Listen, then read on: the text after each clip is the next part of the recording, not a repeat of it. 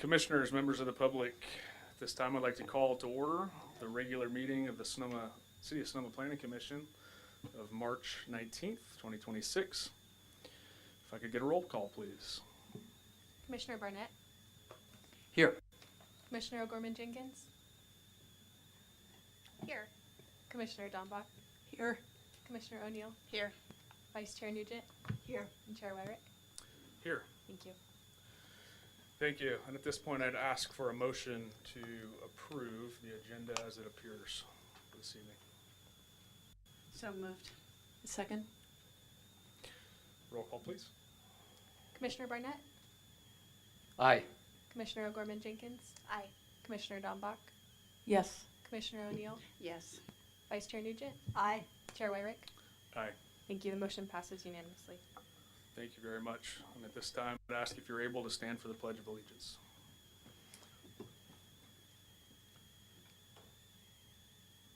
I pledge allegiance to the flag of the United States of America and to the republic for which it stands, one nation, under God, indivisible, with liberty and justice for all.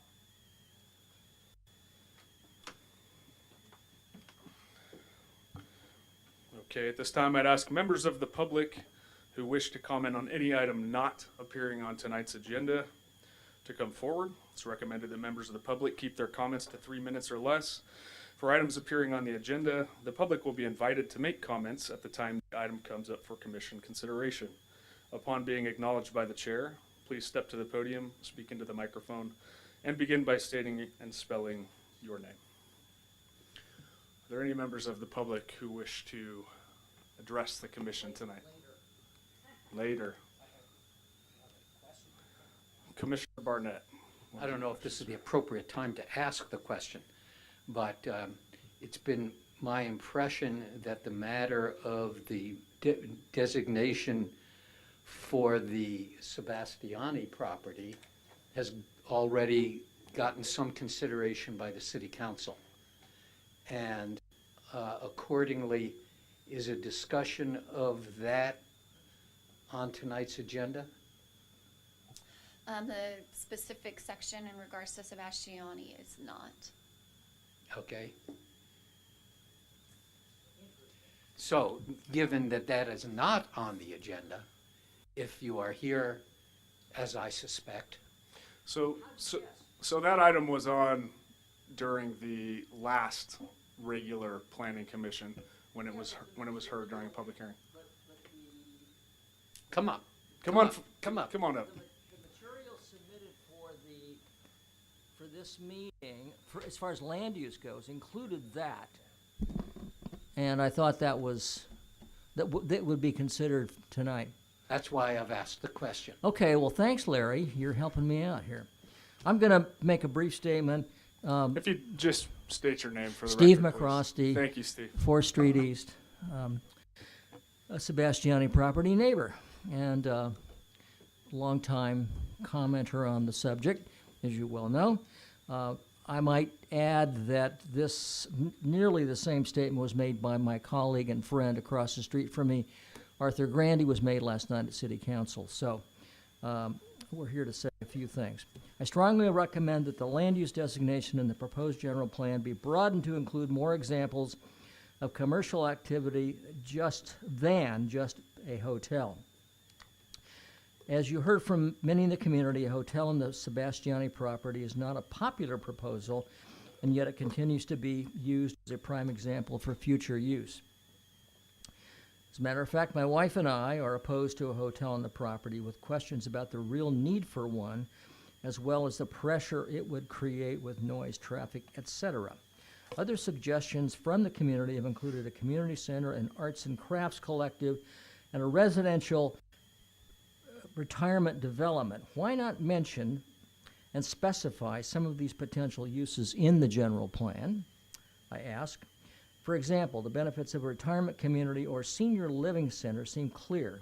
In addition to contributing to the city's overall housing target, it would bring a stable population of residents who would be part of the community without adding significant traffic or pollution or draw upon the city's limited resources.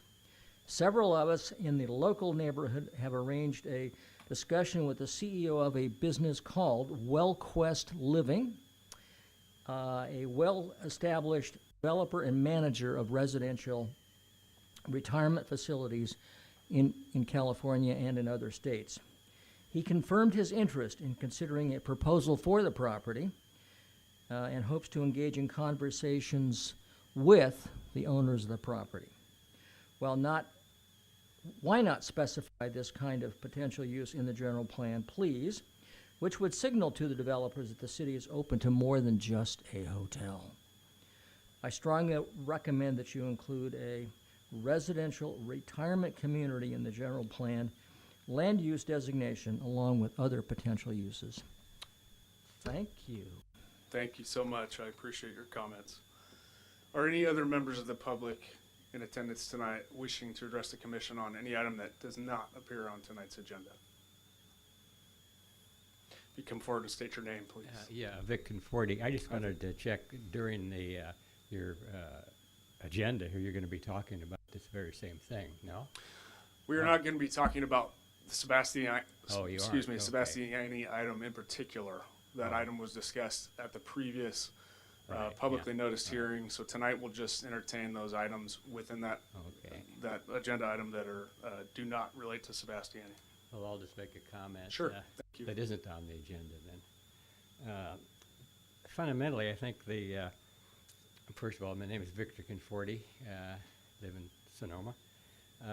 The staff has done a good job at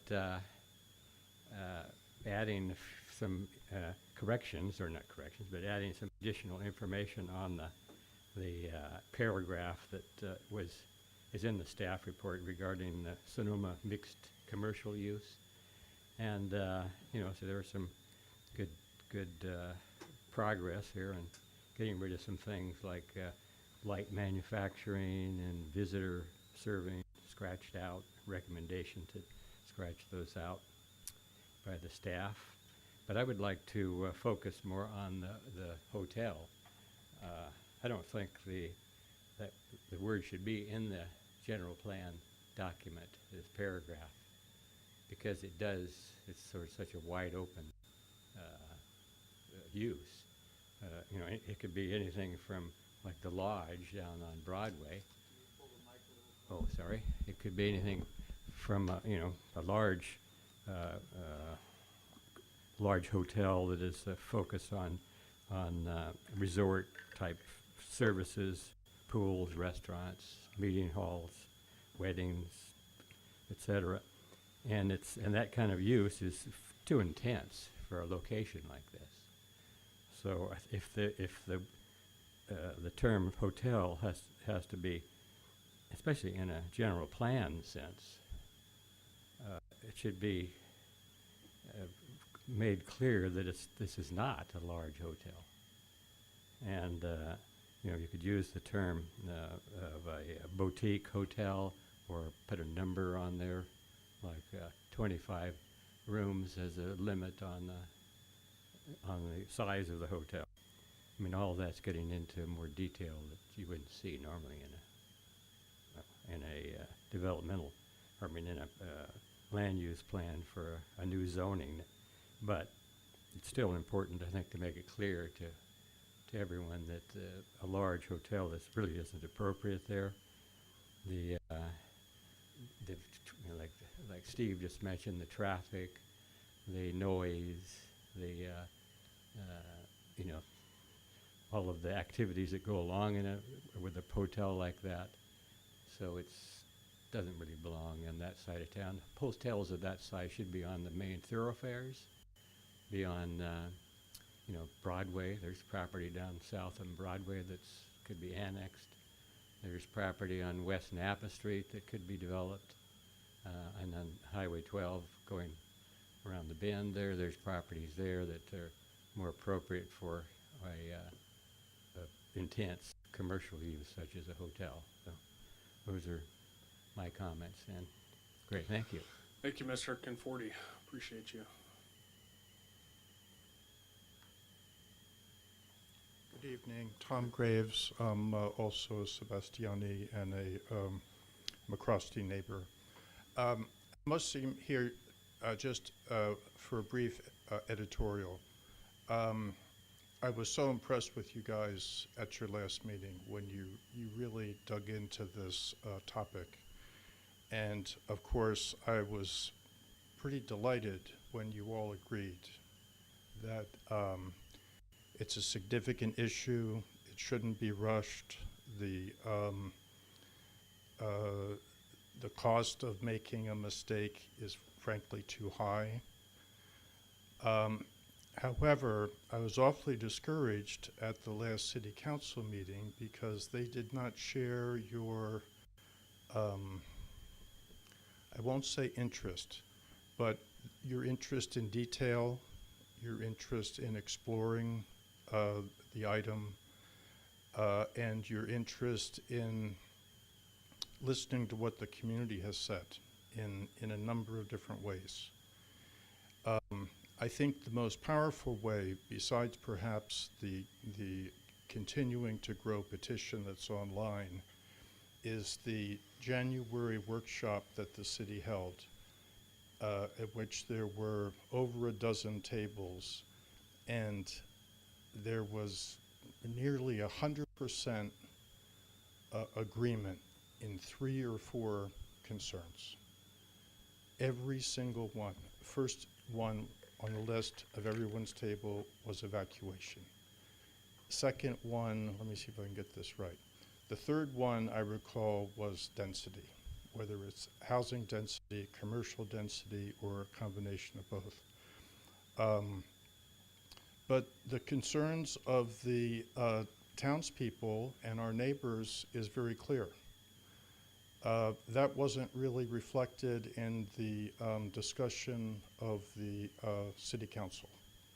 And I sent those very specific comments to the mayor, and I got a, who I understand often zooms into these meetings, and I got a very personal and kind of surprising response from him that said, you don't seem to understand that the Planning Commission and the City Council have 2 very separate roles. And I guess I don't. And he nicely suggested I meet him for coffee one day and he'd bring me up to speed, and I'm looking forward to that once I get my taxes done before I get in trouble.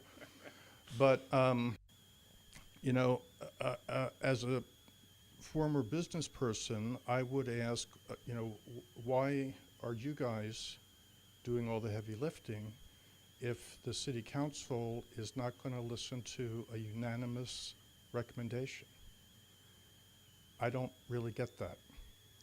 But, so that's my editorial. But I just want to reinforce this is a big deal for the city of Sonoma. And there's no reverse gear on this little car.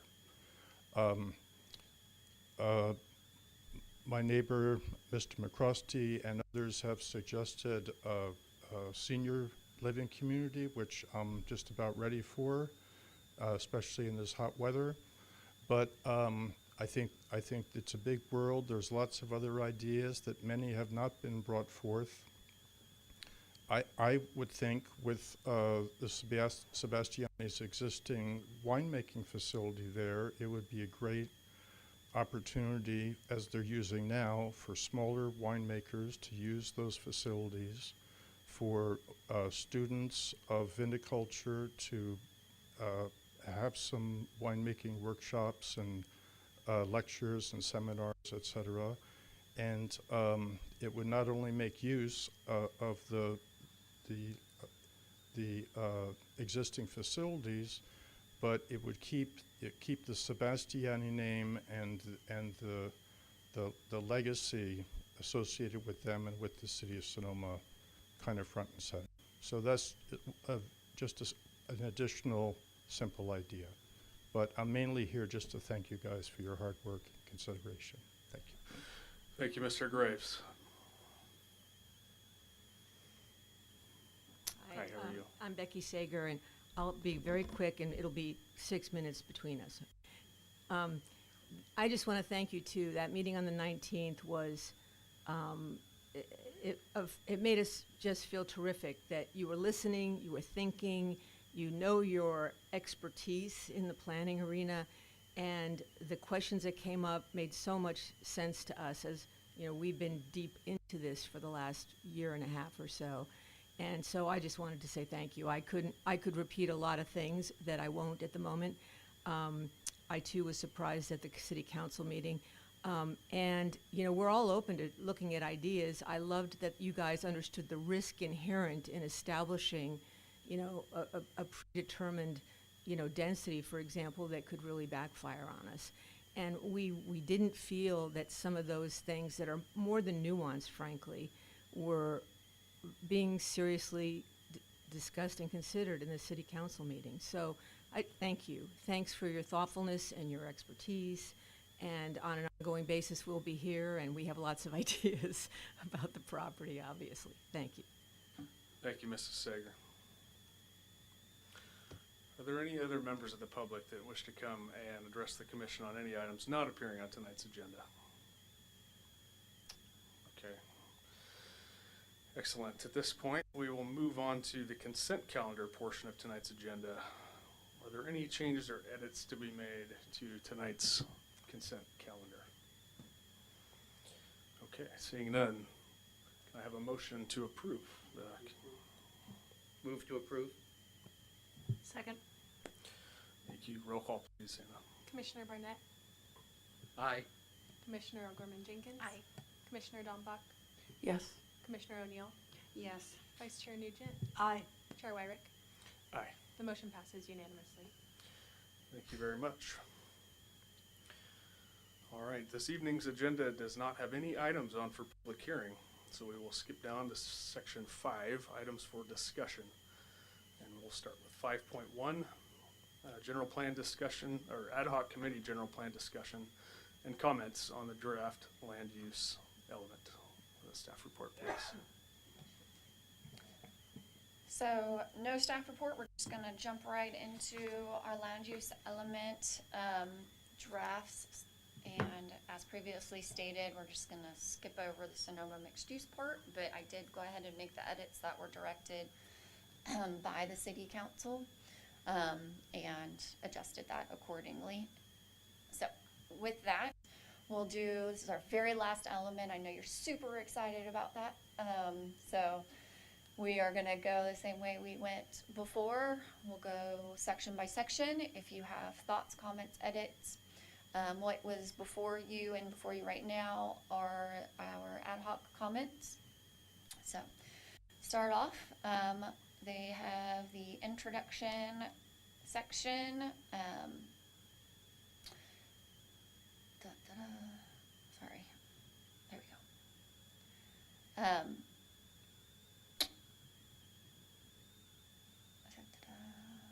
Okay. The first comment that we had was here from the ad hoc / Donna about adding some more language from what we heard from the public. And I think for this first section, that was really the only comment. So did anybody have any other things they wanted to add? Or questions? Okay.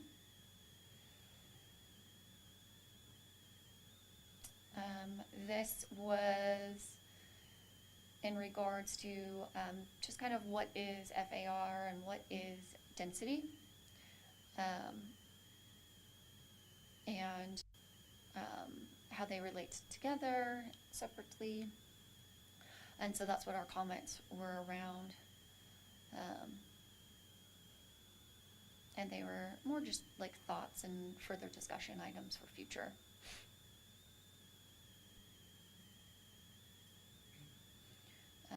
And so you'll see later on in the section where you have some conversations around FAR proposals.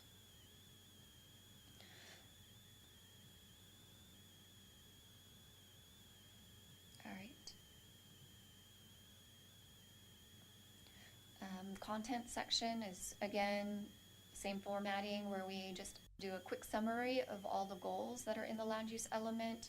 And then these are some comments that were provided on these different summaries.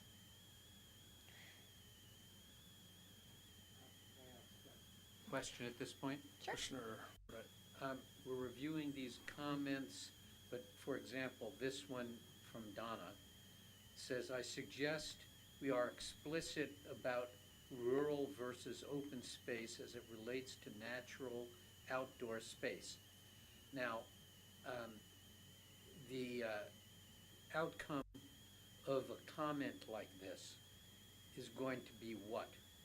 Are we going to actually change the language and be more explicit about open space character, which I believe is what it relates to?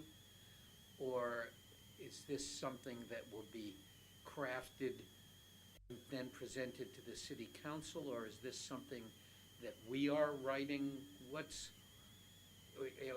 And if the suggestion is supported by the commission, is that something we undertake in this meeting?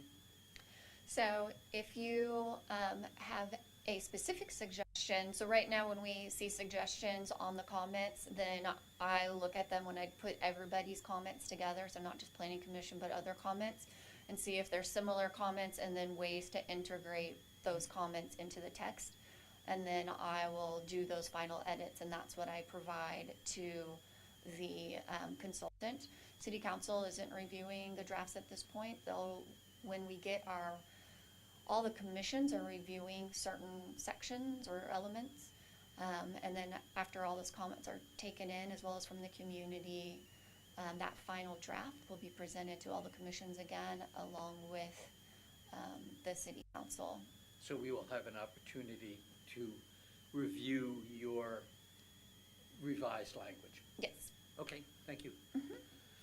So Commissioner. if you have additional edits though or thoughts, so in this case we have rural and open space, and then if you look down at the next sentence it says rural and natural, and so it's what does it actually say within the goal itself, like in the policies and things, and how are we defining it, and just making sure that we're using consistent language and terms. Thank you.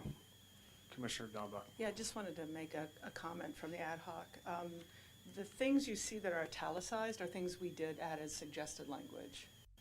So again, you can add other language, but I just want to let you know. So, and open space was added, and natural was added. So that's just an example of not only the comment, but some language that we suggested. Thank you. Thank you. That's actually very helpful. Okay. Any other questions at this juncture? Okay. Commissioner O'Neill. With the process, who will be doing the detailing around the definition of natural, open space, et cetera? Is that the ad hoc or is that planning It's me. commission? You? Oh, lucky you. Thanks.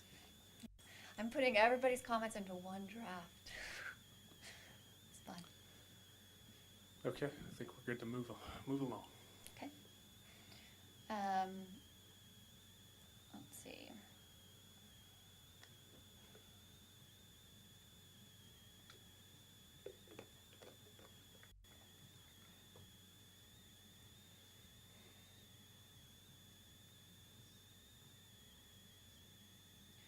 So this next section is about the different land use designations that we have on our general plan map. And these are the descriptions along with their density, and then if they have commercial component, then it also incorporates an FAR.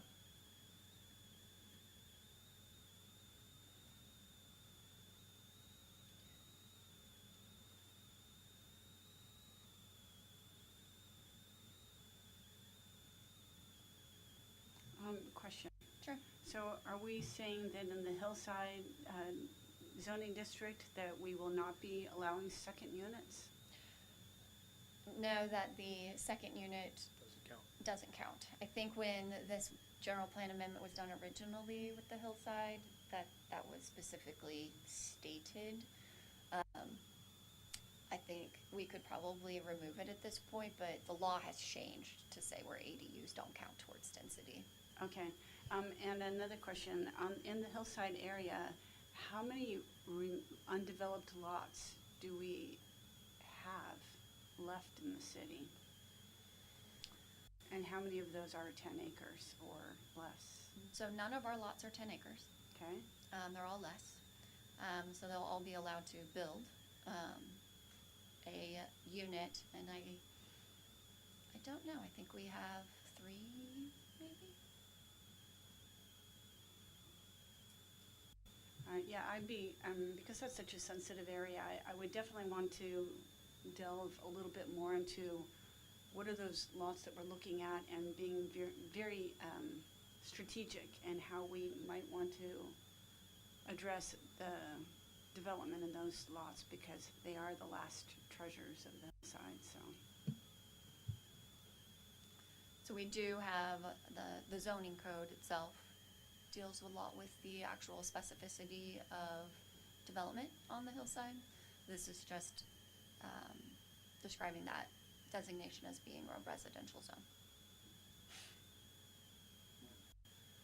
Commissioner Barnett. I don't know if this is unduly burdensome, but because it is a constantly changing landscape. But I'm wondering whether or not some explanation of the, essentially the land use rights granted by state law on residential parcels might be helpful to include in this document in some way by reference. In other words, the discretion that the city of Sonoma has as to land use and housing in particular has changed dramatically, and I think that to the extent to which we can be explicit about the areas in which the city does and does not have control could be helpful. Because I think a lot of people are under the impression we have greater latitude than we do.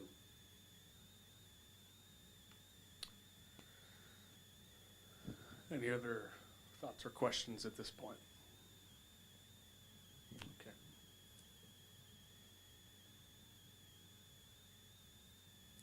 So none of these have changed from the current general plan, except for the increase in density, which we've previously discussed, on, let's see, where am I? The medium density to 15 and high density to 25. Housing opportunity to 30. So those are the density changes, but the descriptions have not changed. So they were bumped up, I think by a factor of 5. And then commercial, we bumped again to 25, but we also added a minimum density of 11. So this is consistent with the high density residential. That's what we had discussed previously. So that's what's reflected here. Let's see.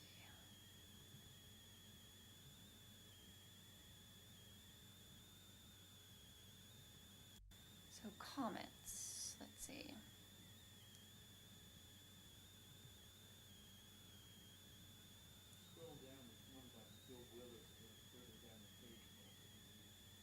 So here's one right here. Low density should be raised to 15. So the minimum density, so instead of 11, to raise it to 15 is what the suggestion is. Is that supported? It was supported by the ad hoc. So correct. It's just to increase the min. So there was no metric, it was just kind of an arbitrary 11 to 15? It was always 11 Right. in high density, so Right. that's just what they Okay. had kind of formed out.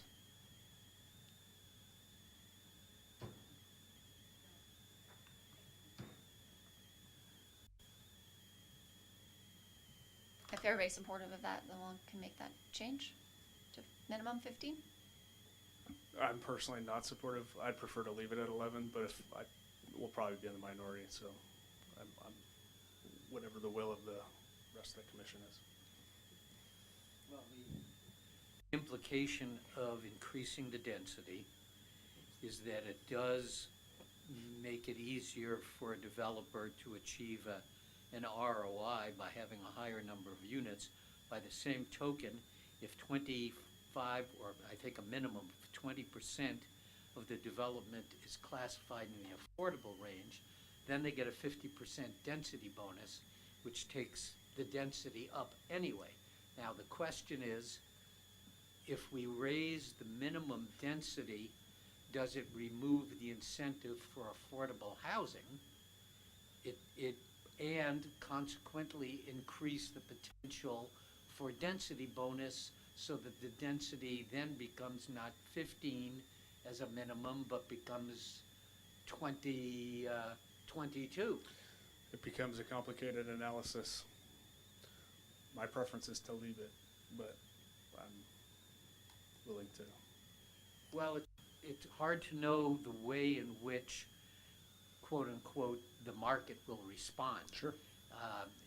At this point, just as a general observation, I think I can safely say that despite all these state laws and standards that they have imposed, insofar as the city of Sonoma is concerned, it hasn't meant any difference whatsoever. We're not building affordable housing. The affordable housing we're getting is a result of our inclusionary requirement, period. And until, in my opinion, and this was the subject of an editorial in the Sonoma Valley Sun newspaper, in which I admittedly am a principal, is that unless the city beefs up its affordable housing trust fund, it is not going to have cards to put on the table, and we are not going to get a significant affordable housing project, period. So I don't disagree with you on that point. So I think we can play with the numbers all we want. The fact is that all the density bonuses and the SB 9s and the 330s and the blah, blah, blah, it's not producing housing. You're saying the difference between 11 and 15 density units per acre is insignificant in the analysis. It's insignificant. I mean, nothing seems to be making any difference. And in the case it's insignificant, my preference is to leave it. I agree with Chair WIRICK, and I want to hear what the reasons were for taking it from 11 to 15, but I think putting it in the developer's hands to make that financial analysis is going to produce a much more welcoming environment for a developer, and so I'd rather not see us get too restrictive on that. I'm unclear as to what you're recommending. I'd say keep it at 11. Okay.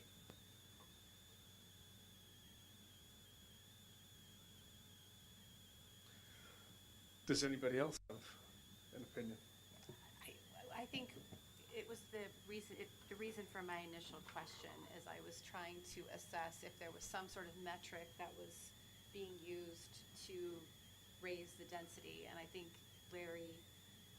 Commissioner Barnett raises some good points about density bonus. I just worry about unintended impacts or consequences of raising density without doing a thorough assessment of what that actually means in practice. So we talked about the overall raising the densities we've talked about, like we talked about a year ago. The minimums, then when we added them, 11 was what it was, 15 was what was recommended. The idea obviously being that you get more units on those lots at a minimum. For those that want to do a smaller, we get a little bit more density by force. That's the idea behind 11 to 15. And then therefore you're going to get maybe one more affordable unit out of that. So that's the concept. Any other thoughts on that? Well, I'll just add that, there are balancing arguments on both sides. We're raising the minimum density does mean, because our inclusionary requirement is actually what's producing the affordable units, increasing the minimum density does increase the number of affordable units potentially that get built. That seems to be just a fact of the way it's playing out at the moment, the way things are constructed. On the other hand, talking about the unintended effects, it may be that it opens the door to higher density than anybody would want on that parcel, and that going to 15 and then adding a density bonus to that, depending on the whims of the developer, may not end up with being the kind of project we actually want. But we don't know which way the winds are going to blow. At this point, the way the winds are blowing, there's nothing we do is stimulating very much construction. And the projects that have been planned, like Montaldo, which was going to be a significant number of inclusionary units, is now up for sale. And who knows whether they'll successfully sell that project. It may sit with its entitlements long enough that they expire. I mean, they got 2 years, right? Well, 2 years from now, there may be nothing and we're back to an empty lot. So, there's really not much that I'm seeing that we're doing that's having much of an influence other than the inclusionary requirement. So if there's anything that is effective about getting any affordable units built, it's the inclusionary requirement. Changing the land use densities and the other things doesn't seem to be doing anything, because nobody's going to build the affordable to lose money. And the marketplace is not about losing money. It's a marketplace, is a housing market, is a capitalist enterprise. Nonprofit housing is not particularly capitalist. Ms. Nugent. Can someone speak to Commissioner Willer's rationale for raising it to 15? I could just make a comment. It was a long conversation, but part of the thought process was that there are only 2 areas, high-density residential and housing opportunity, that are speaking to density. And so part of the goal was to maximize those areas if we are going to have any kind of density increase. So those might be areas where we already accept that there's going to be higher density. And we don't know what the world will look like, but the idea was to just maximize the density where it exists now. And it was a little bit arbitrary, but it was somewhere between more than 11, less than 20. So there was no scientific method. I don't know if Jennifer remembers, but we were trying to just judge the density where we thought the density would be accepted. And where are our high-density parcels? They are on the west side, and I think they're pretty much all built, except for like maybe one right now. But if we move forward in the future and said we wanted to identify more areas for high density, then it would be in place. And this is what would apply. Right. But in order to decide we wanted to designate more parcels for high density, we would have to have appropriate parcels, clearly, and based on my familiarity with the city, other than acquiring undeveloped parcels that are adjacent to the UGB and get annexed in, there's not really much, even on the west side, in that category of what could be converted. I mean, would we consider, are you saying that the city might in the future consider changing a density designation from a medium density residential to a high density residential? I can't speak to the future. It was just a conversation that we had of like, if an opportunity arose, let's put what we want high density to look like in the future. That's what it's about. Okay, well, I used to live in a medium density zone. When I owned the bed and breakfast on West Spain Street, it was actually zoned medium density residential, and it was grandfathered in for commercial use because it was granted a license to operate as a B&B in 1981 before we had that zoning designation.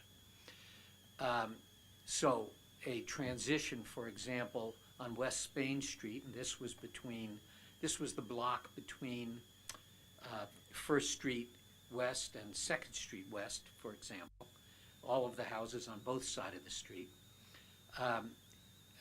The example would be the conversion of that zoning designation from medium density to high density on parcels that in some cases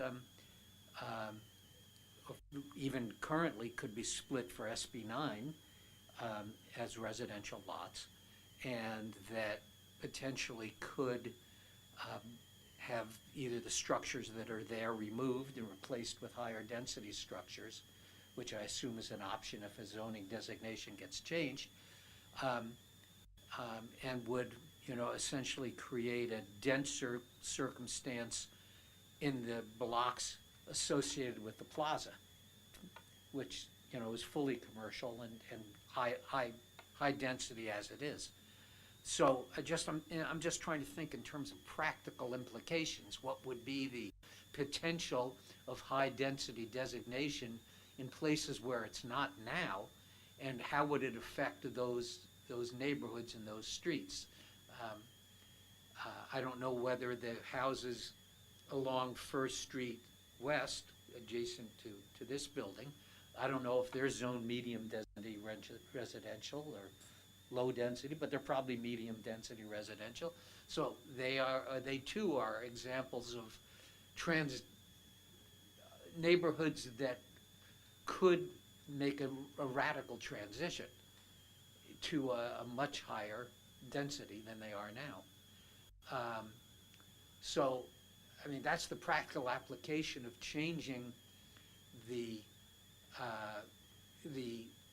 high density definitions with the potential of the redesignation of currently medium or low density designations at present into the higher density. These are transformative events. But that's not that's not the situation here. That's a future event if the city decides to do it, but that's not what's on. No, I understand, but this is a 20-year plan, and the city council can, at its prerogative, change a zoning designation at any time during the next 20 years. But they could change it to any of these then. They could, and I'm not saying they would change it. Counter argument. Yeah, I understand, and that's what I'm trying to stimulate here is, because the problem is none of us have a crystal ball, and we're forced into coming up with these 20-year plans, but the world doesn't work in a 20-year horizon anymore. It works on a 5 or maybe a 10-year horizon. Yeah, we know that, Larry, but I think, that's the situation. That's what we have at hand. So I think we're doing the best that we can to try to have flexibility in the system. And we can't keep saying that we don't know what's going to happen in 20 years, because it's true, we won't. So I think we're doing the best we can, and there are folks that want to keep it the way it is, and there are some folks who think that adding 4 units is not going to be radical transformation. So I think that's what's at hand, where all of us have a subjective bias toward what we're trying to do. So I appreciate your comments, but we can't keep hounding the fact that we don't know what's going to happen in 20 years until somebody else changes the general plan. So I do appreciate your No, I perspective. get that, and I'm enjoying the back and forth. The one thing that guides my thoughts is not so much about what's going to happen as looking at what actually is happening. And what is happening is nothing, basically. That's right, and that dynamic is bigger than the state. That dynamic is a dynamic that's global, and it has to do with, as you said, with capitalist intentions. So for us to change that would mean we'd have to change the ability of nonprofit affordable housing people to be able to buy this land and develop it. And until people are willing to step up and do that, and it will not be governments, because they don't have the money. So until we're ready to change the whole playing field so that affordable houses get private money and they can actually build, we can't drive this at all. And that's probably why the DeNova left because right now the market's shifting to home ownership away from rentals because of not being able to pencil out. It's true. Well, I'll just make one last comment. And then we can decide what we're going to do. I think that government does have a role to play in financing affordable housing, but this city has basically ignored that opportunity for years. I have been pushing for a methodology to create a reliable, high revenue stream into the housing fund for at least the past 7 or 8 years. And I have gotten no traction on it at all. I can't find a champion on the city council to lead the charge. My ideas range all the way from a community fundraising campaign to get the people of great wealth to kick in some money to put it into the Affordable Housing Trust Fund so that land can be bought and contributed for a project. I've talked about reallocating city expenditures, which frankly I'm still disappointed to see is being spent in some cases on a lot of fluff and nowadays very expensive consultants, and instead redirecting that. There's ideas about changing from a general law city to a charter law city and increasing the transfer tax. Our transfer tax is 55 cents a thousand. It's the lowest you can be in the state of California. We could double it, we could triple it. The cost attendant with becoming a charter city, but other cities are doing it, and the cities that are putting money on the table are getting the projects. Healdsburg's getting the projects. I've got an interview set up with MidPenn to find out why it is that nothing's happening here. And I know what the answer is going to be. You can't play the game unless you're a player and have something to put on the table. Well, I hope the ad hoc gets activated this year. All right, I think I'm going to try to bring this back to center here and offer a way to move forward. Might we take a straw poll to see who is in favor of increasing the densities in high density residential, increasing to 15, and then a show of hands to support keeping the original density at a minimum of 11. So just do one of them. I was describing the alternatives. So who is in favor of increasing the minimum density in high density residential to 15? Okay, thank you.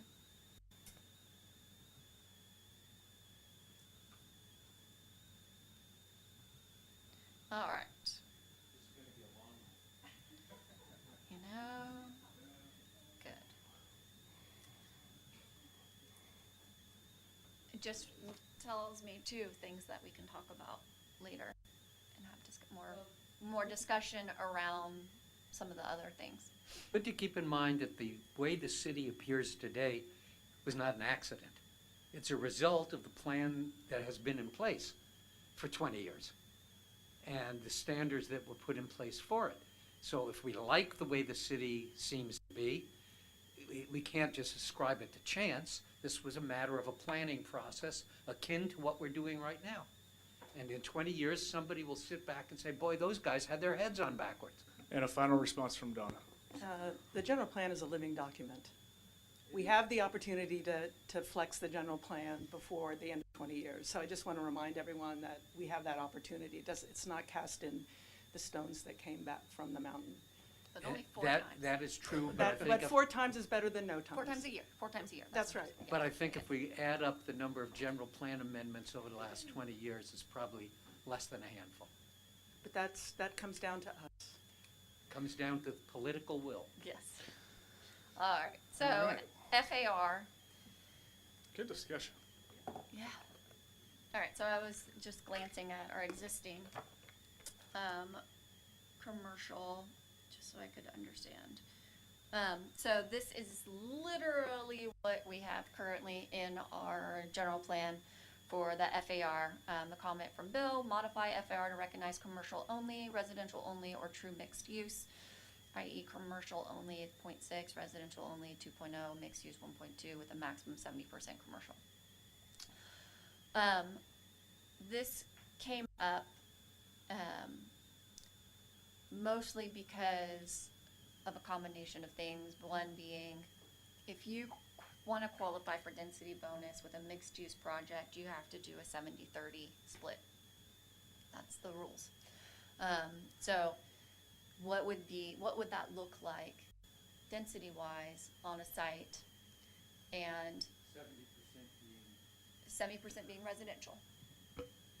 70 residential, 30% commercial is the way the rules. And then you could have a density bonus on your residential.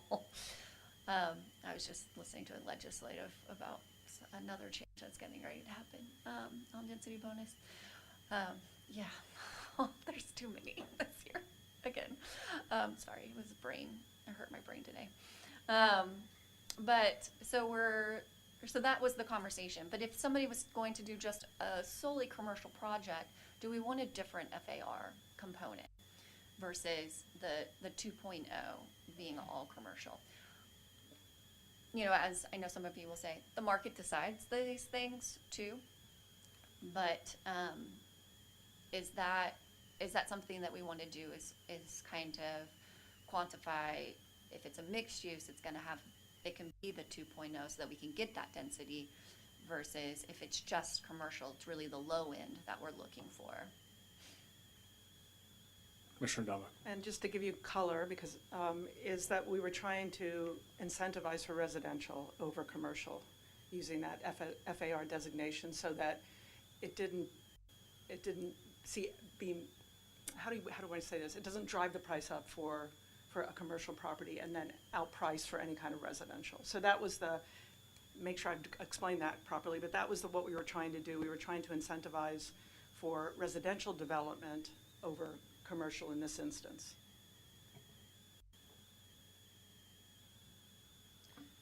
So, thoughts? Well, I think I'm generally supportive of that. And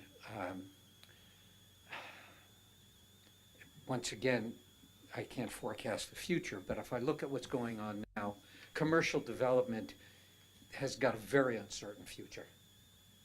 And so I think we should accommodate ourselves to residential use, because, you know, we're not going to get any office parks built, and we're not going to have big businesses move here, at least if history is any guide. What about a truck and auto center?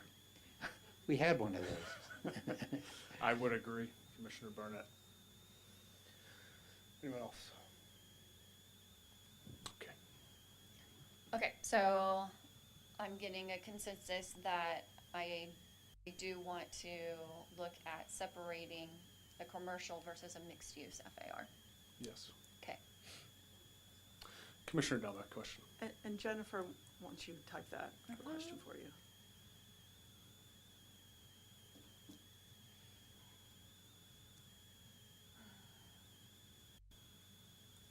You can talk, it's fine. Okay.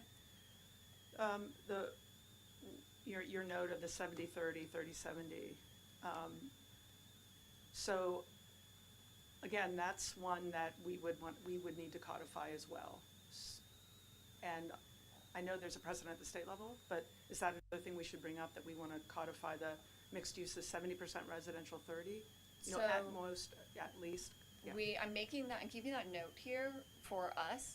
I'm not gonna put it in the general plan, but when we talk about the zoning code and we have the section, because that's where the section we talk about residential and mixed use component, that's where we can get into those details. Right, so there's been discussion at this point and earlier about referencing in the general plan a state law that exists today. What are the implications if that law were to change? Obviously, that's... Right, so we're not gonna put Right. specifics here, because they change so Sure. much, that we can do, what we've been doing, or what we're going to do, especially around the density bonus, is there'll be a clause at the end of the section that basically says, and all, Gives deference to state. yeah, the state law will defer to the state law, but then also incorporate all of their changes, though we do still recognize that we still have to make the edits to ours. We just there's just no way to keep up, to be honest. It's just not. that, so that Isn't makes it sense? understood that state law trumps what exists in our You general know, plan? you would think so. Okay. But we still have to make the edits. Civics. Gotta make the edits. All right, so.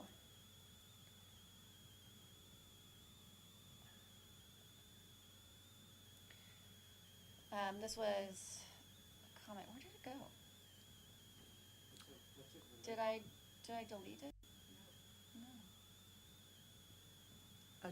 There was some language about the Verona Triangle. that's I where I don't know was where it is. Trying to- It was It- under it- Gateway Commercial. It's here in the It must be under published Gateway. agenda, I have it. There it is. There's the four. There it is. So we talked about this because some people don't know what the Verona Triangle is, which is fine. I didn't either unless I drove by it every day. Taco Bell. Yes, it literally is Taco Bell. I only bring it up because it's not anywhere, Should have called it Taco Bell Island. you know. So Four Corners and Verona Triangle are two gateways into town on Highway 12, and so that's where that comment came in, is like maybe we could just add that specificity. It's our entrances on Highway 12. So I will be clarifying what Verona Triangle, because it's like the Bermuda Triangle. You get lost going the wrong way on that street. All right. Mixed use, same comment. And same comment that we had in the commercial section. For FAR, correct.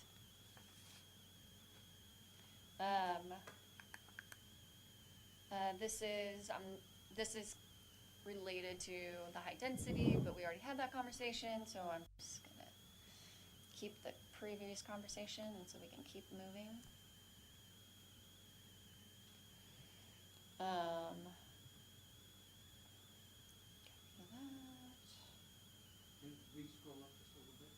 Sure. I'm sorry, this Sonoma mixed use. That's the one that. That's the one that we said that we weren't going to be entertaining at tonight's public hearing. Yes, so, You just wanted to see what the edits were by the council? yes, that's correct. Yeah. So, So they took out visitor serving and light manufacturing and reduced the density to 15 for the max, and then set a floor area ratio of 0.5, which is consistent with the lodge. And Director Gates, the italicized language that also represents changes that have been made since the council's No, review. those are the edits that were made by the ad hoc. I see, thank you. Well, if the mixed use can go up to 25, why wouldn't the Sonoma mixed commercial use go up to 25? Well, It was the conversation by that was the conversation. council Yeah. for that So 15 specific was area. kept, or was reduced to 15. May I make a comment? Commissioner Dambach. I don't want to miss the other comment by Commissioner Willers about the maximum unit size back there. So, Just to, one more? it's a little bit higher, I think. Yes, there it is, consider maximum residential unit size. You might wanna- So, remember that we'll talk about more of the detail parts in the code itself, and that would be more code-oriented.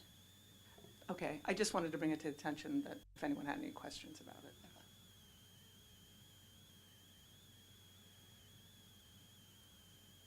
Okay.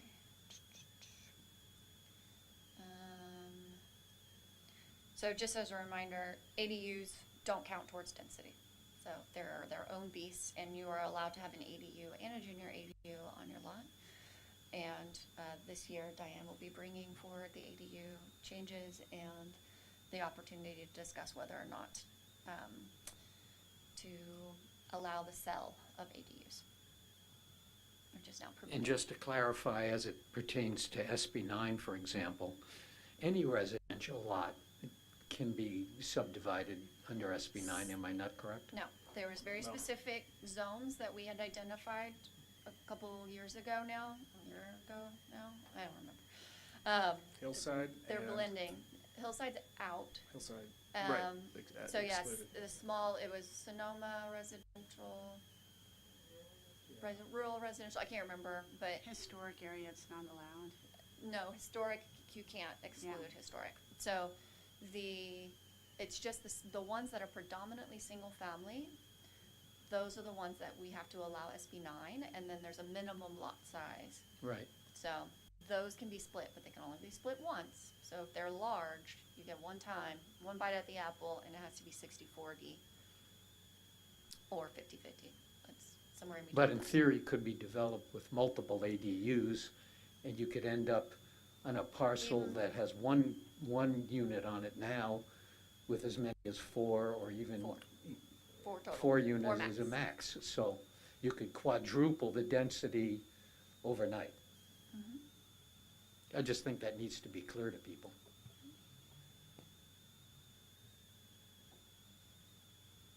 Okay. I'm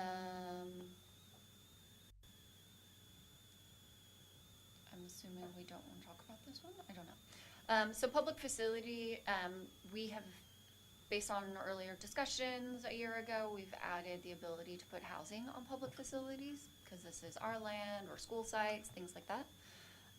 And so this is, we needed to add the density, so the density is going to mimic high density residential. Question.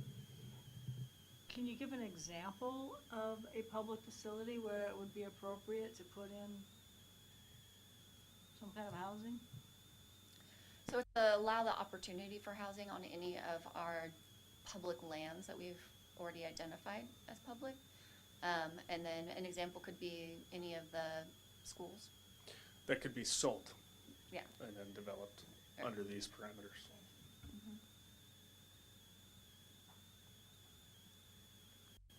I do have a question on the park.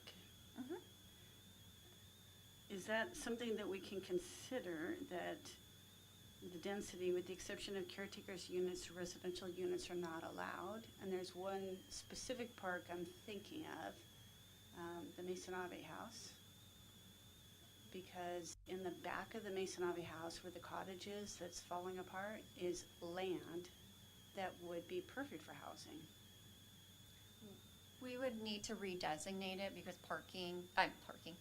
a park designation is very specific and it only allows certain types of uses.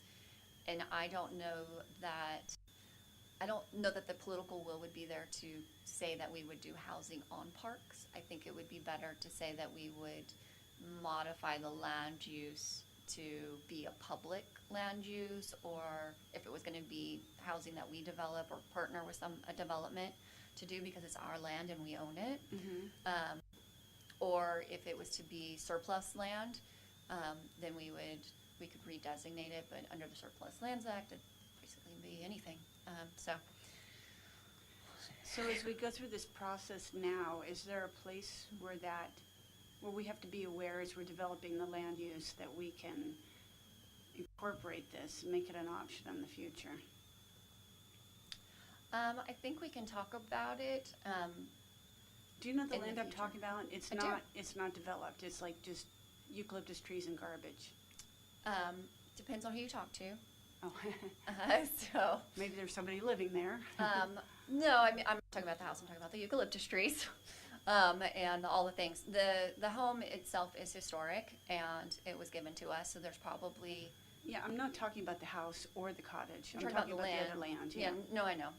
So what we hope to do soon, not this year, but we're gonna focus on the Plaza, but we do have identified in our conservation and open space element to do a parks master plan to figure out what kind of resources that we need. It may be land that we need for another use to provide recreation. So I don't know what that looks like moving forward if they did want to carve it out in the future. But that can be part of that discussion with when we identify what our needs are around parks and recreation. Buddy. What's that? Okay. So keep it at 11.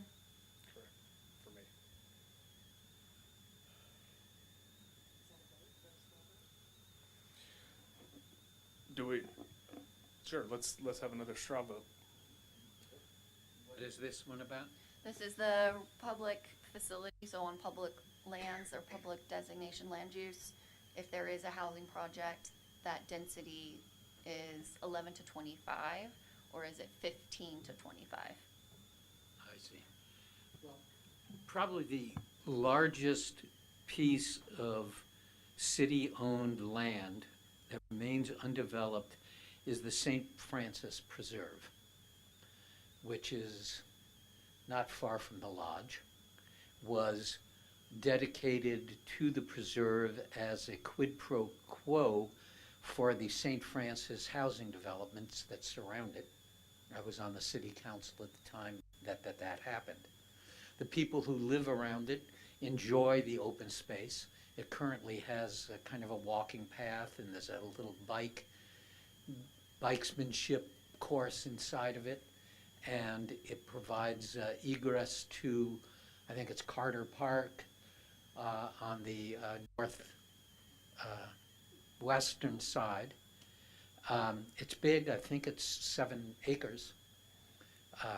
You could put a lot of houses in there if you had a 25 units per house. That 25 times 7, 300 houses. It's not designated public. What is it designated? RM, Which means? residential medium. So it's already designated as a Housing. as a housing So that potential whole, site? yeah, so it never changed its land use, even though we purchased it. And But it was dedicated for the purposes of the restoration of the something other. it was mitigation. It was a vernal pool mitigation. Exactly. For the development, yes, but the mitigation has expired. And so we're gonna do another biology to determine what's going on that site. We have some other ones that actually have conservation easements on them that have mixed-use zoning, so we're gonna work on those to redesignate to make sure that those are accurate. But there's nothing of that size that we No, have. so public would be the blue on this map behind me. So you see the school, we're changing the cemetery to the north of the cemetery where where it's more of the open space, to be open space. Let's see. Where we're sitting right now is blue, is public. And the schools are really it for the blue public, and that's what those would be on.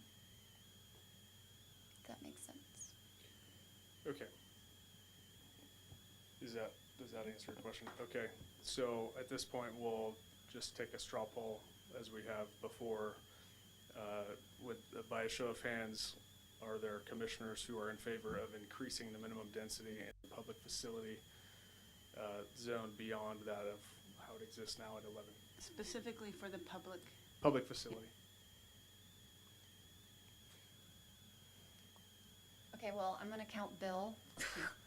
Since he came up with the idea. Fair enough, fair enough. Well, he came up with the idea. We wouldn't even be talking about it if it wasn't for him. Well, no.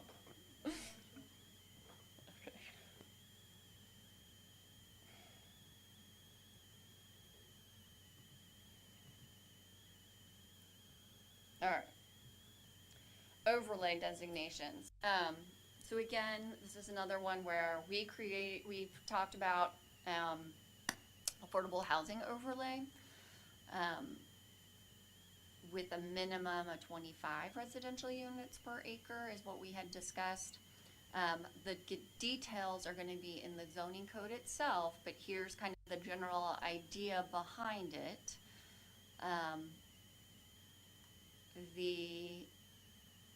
There is no maximum. It could be just that it's 25 units min and max on that. I'm just throwing that out there. That's what we've done so far. We currently do not have affordable housing overlay, do we? No, we do not. Okay, so this will be a new designation. We don't know where it's going to be. We do. Okay. Yes, we've designated them to be the Staples, the church, and there's 3 sites that were already identified as housing.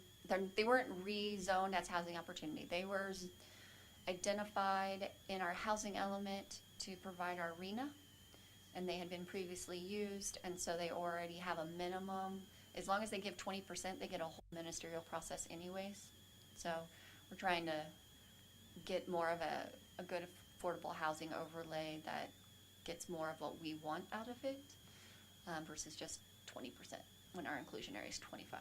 And what was the third parcel? There's 3 parcels. We talked about it when we did that zoning ordinance late last year in December. It was the 2 down by the gateway. They were a gateway commercial next to Cogier Memory Care.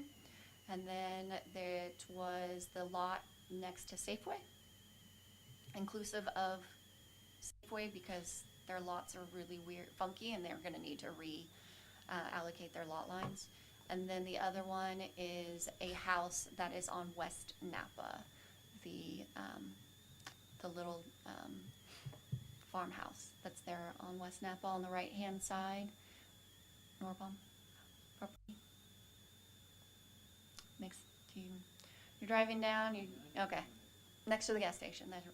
I had to drive. Little one, and it goes all the way back to It goes back and it has an L-shaped. Yes. Yeah. Well, the only comment I would make is that unless Safeway has any interest in developing their property, any redesignation on our part is essentially just whistling in the wind. Because if they don't want to do anything, nothing's going to happen. And my impression of Safeway at this point is they don't want to do anything unless they get something out of it. What they want to is to expand the store. So I'm just not sure of the effectiveness of assigning an overlay to a property that is ultimately under the control of the property owner.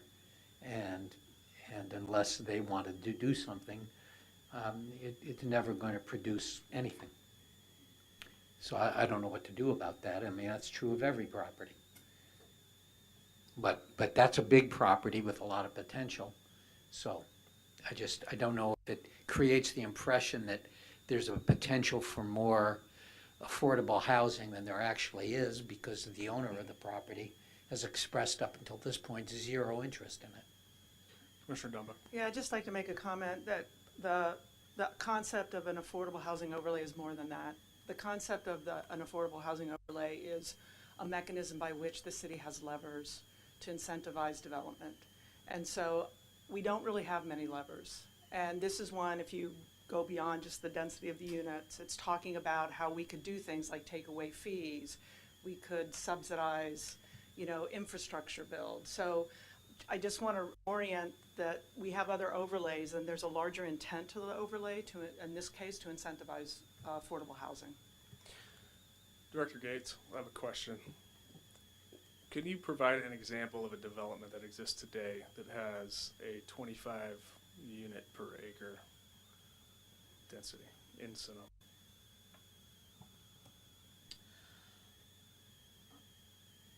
I have to go back to my slideshow that I prepared. I did identify one. Which one was it? I Was it think they're on Cogier? on West Spain. Yeah, right. Yeah, Is it, what is the name of that place? I don't know the name. It's 23, I believe. think so. Oliva. Yeah, so it's about. it's Oliva about is 25. 23. Cogier, the non-memory care, the other one on the west side, is around there too, 24, 25. Altamira, I think, is at 20, something like that. Altamira's 20? 23, 20, no, 24. And 24. the satellite, the one on Madrone, that one's right next to the lodge. Well, that's the one I was talking about. Okay, I I'm called sorry. it, I thought. Okay, you called it Altamira. Okay. So if a developer was to leverage the maximum amount of density bonus, they could achieve 50 residential units per acre.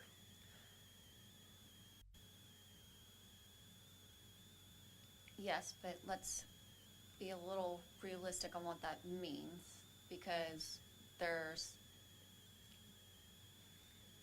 I've yet to see an affordable housing developer kind of go to that level. So remember, once you hit a certain height, you're a different kind of construction product.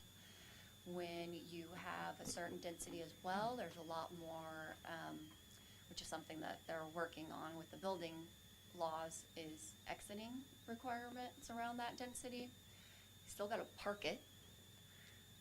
So there's a lot of, Do you though, you do. with waivers and concessions?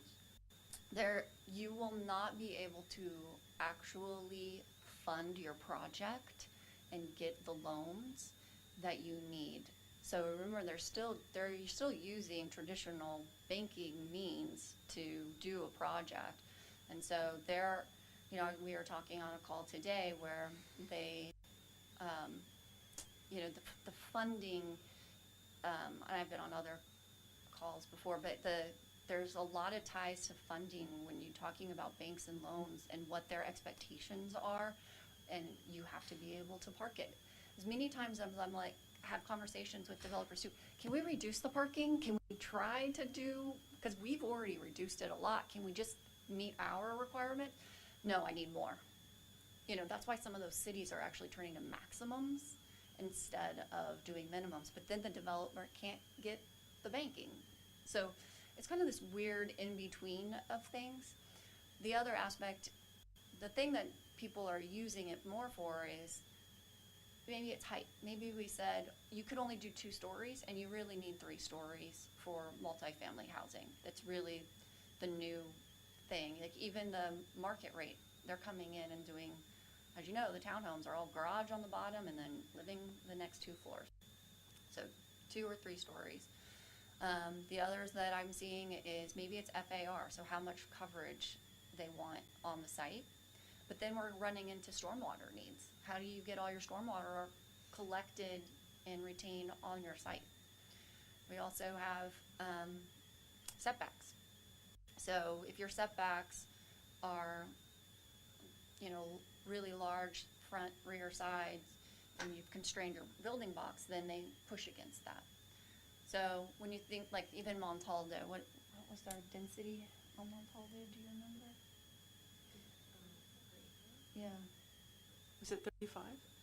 And Montaldo got a site coverage waiver. They got an FAR, so they didn't An ask for FAR. density. They didn't ask for an increased density on that one.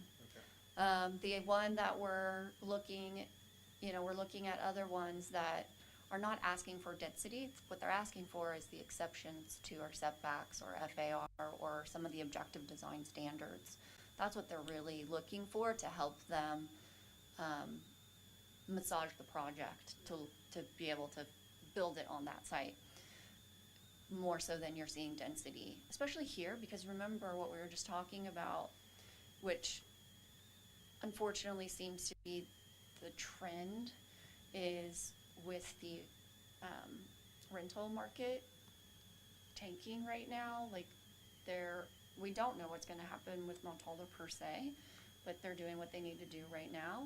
And some of the other projects that we've heard about from other cities is that they're on pause till they figure it out, and what's going on in the world affects gas prices, and as we know, gas prices affects construction prices. So we'll see what that looks like as well.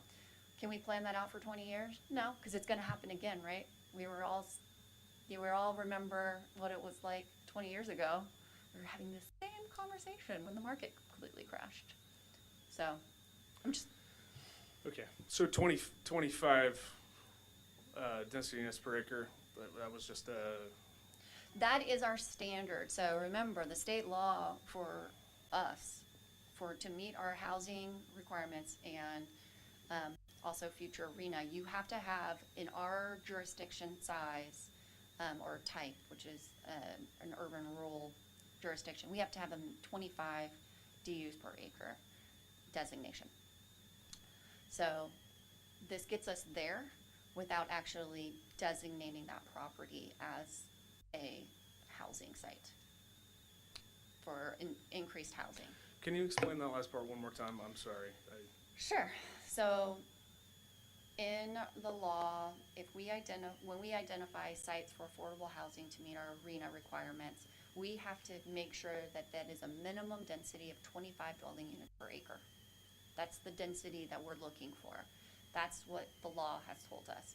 In more urban areas, it's 30. So we're looking at the 25 to 30 area.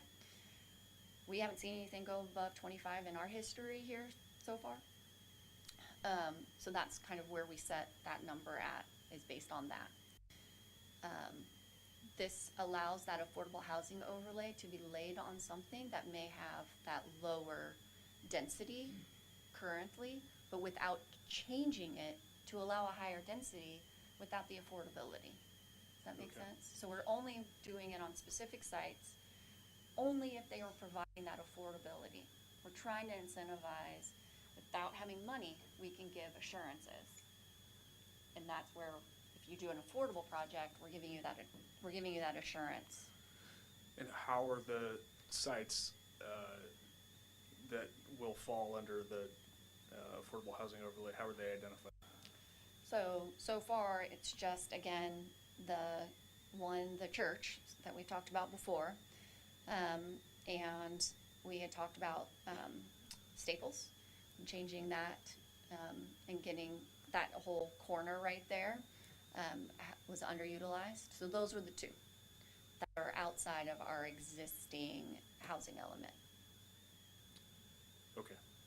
And that was a function of staff recognizing those as housing opportunity areas and, The Staples one was a conversation with the General Plan Task Force, and then we brought that to you guys in 2024. yeah, I remember. And then the church was brought to us by the church. That's right. Thank you for refreshing my recollection. Mm-hmm.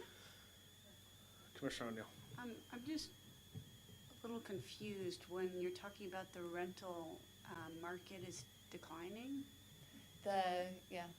Where? Like demand or? So for like projects, the larger projects, development. not Development. single-family Okay. home rental. It's the actual Okay. development projects of rental Okay. projects. Oh, understood. Okay. all That right, got those it. construction dollars. Yeah, because of the high interest rates and the high cost of materials, et cetera. Okay. so I while thought you were saying townhomes- the rental demand was down. I'm No, like, rental what? demand has not gone down Okay. by any means. All right. That's where we That's still what I was have confused on. interest in rental markets here and to build rental here. But we have heard from our friends that have done a lot of building that it's slowed down considerably for them. So. Okay. All right, that makes sense. Thank you. Mhm. Okay. Does anybody else have anything to add or questions regarding the affordable housing overlay? Okay. Any objections to how it reads? No. Okay. So nothing else has changed. The only question, that's in the wrong place, sorry, I just realized that. The question that I had on the historic district overlay, and we can change this later. Obviously, right now, we're doing what we've talked about before is potentially getting rid of the historic overlay in the future. Which is fine, it can be in here for now, and then we can remove it or not apply it in the actual map later on. I just wanted to remind us what we had talked about that the overlay is a large area right now, and we're doing that comprehensive citywide survey to help us identify maybe actual districts, historic districts. So that definition could then be used more as this district is- Parcelized. Yes, instead of being broad. Right. Okay. Okay. All right. UGB. This is from our actual vote that was done. I copied the text and moved it here. So we're not touching. No touchy-touchy.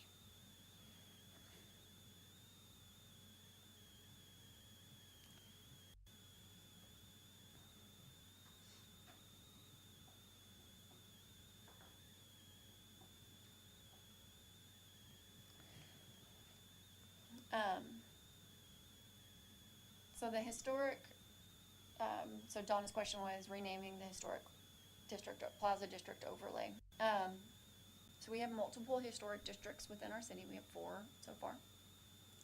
And one of them being the Plaza. One of the things that we'll be doing with the zoning code, when we do those updates, we are going to massage the prod, because we realize we have 2 different prod maps, one for wine tasting and then one for everything else. So we're gonna try to massage that to see what you want it to look like, because it gets a little confusing as you head out Napa, West Napa. So we're gonna look at that, and then when we can have further discussions once if we want to lay that overlay on top of our actual districts in the future with the zoning map. So the overlays don't always show up actually on the land use map, it's just described. All right, I will edit this summary page with the changes that were above.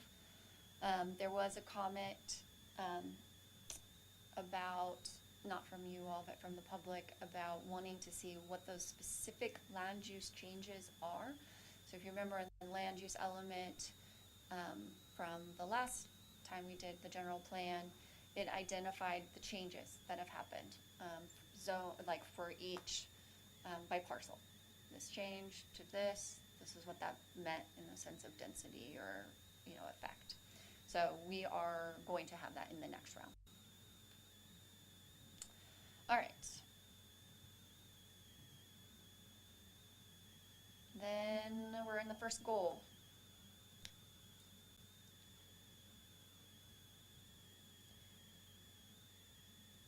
I understand why all this language is here. Some of it strikes me as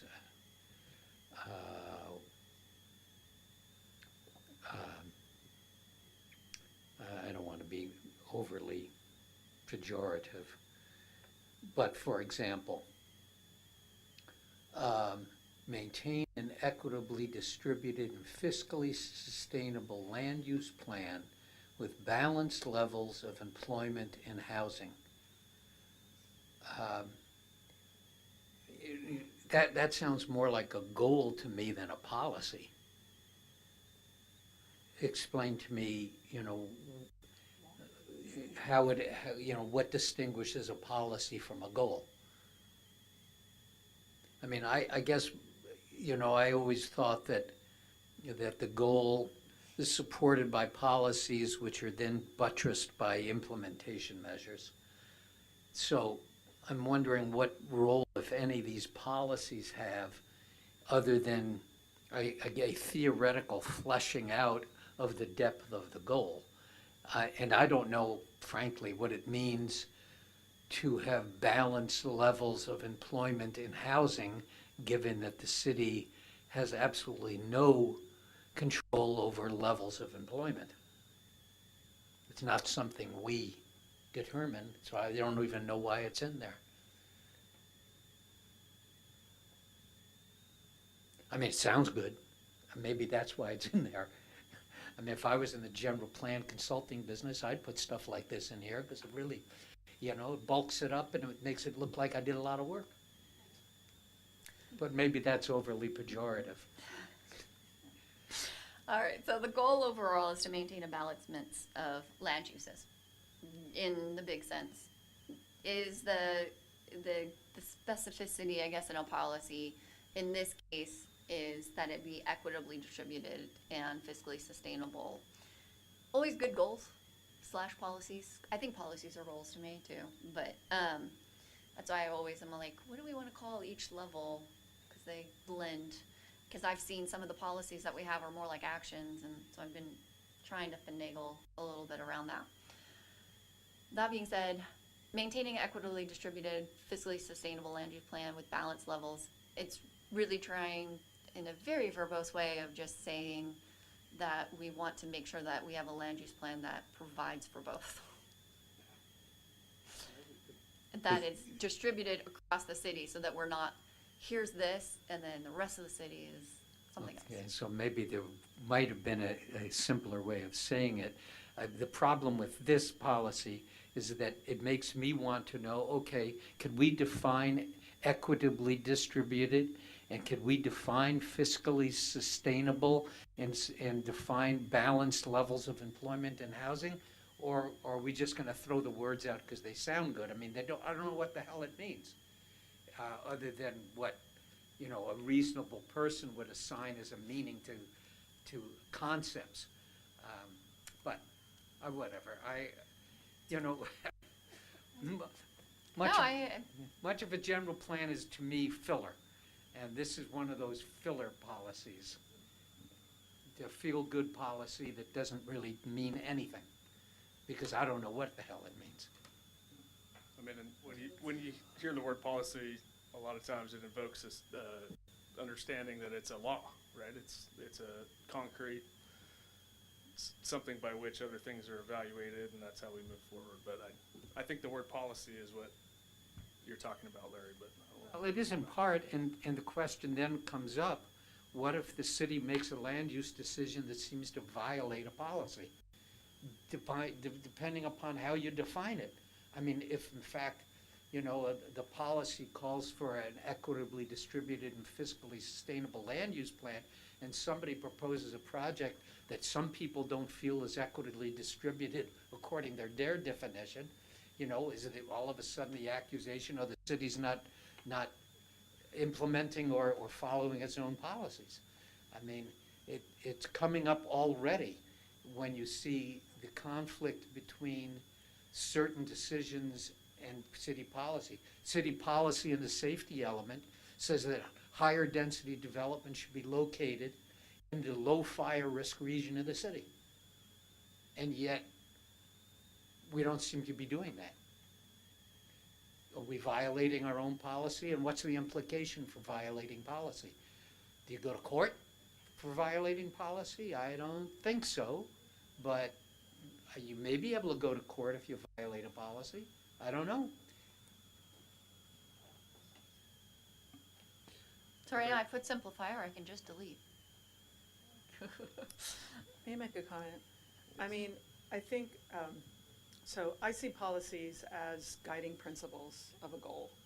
And so that if there is a decision that needs to be made, you have something to look back on as you're trying to guide that decision. You may decide not to go against that, you may decide to go against the policy, but that's how I see policies. I think for 1.3, what I took away from this was this idea that we want commerce and housing, and that, we want to try to be as equitable as possible so that we don't have slums in one area, for instance. That's how I interpreted it. So maybe the rewriting, I don't think that's a bad policy. I just think maybe perhaps it needs to be rewritten so that it's understandable by the common person. Can we choose another word other than policy? Or is that's? We settled on goals, policies, actions as the three tiers. I'm just Googling other words for policy. And I don't think that's our decision. That's the structure of the general plan. Can that be changed, is my question. what happens if an equitable distribution conflicts with something that's fiscally sustainable? Again, they're guiding principles, and when you put the guiding principle on paper, you're guiding yourself to your decisions. You may choose not to make those decisions, but then there can be a discussion around why you chose not to make that. Well, yeah, and I get that, and this is no different than it's ever been, but we're basically just trying to logically and reasonably support what's essentially meaningless platitudes, because it's feel-good language and makes everybody feel good about our general plan. That's it's just an observation. I've been watching this process for 35 years here in Sonoma, and feel-good stuff gets lots of lip service. The policies that actually implement the goals gets less. I mean, I'll make reference again to the Housing Trust Fund. I The Housing Trust Fund and affordable housing gets all the lip service in the world in this town, but it doesn't get really firm, fixed policies that have produced affordable housing other than the inclusionary requirement, which now goes back 30 years.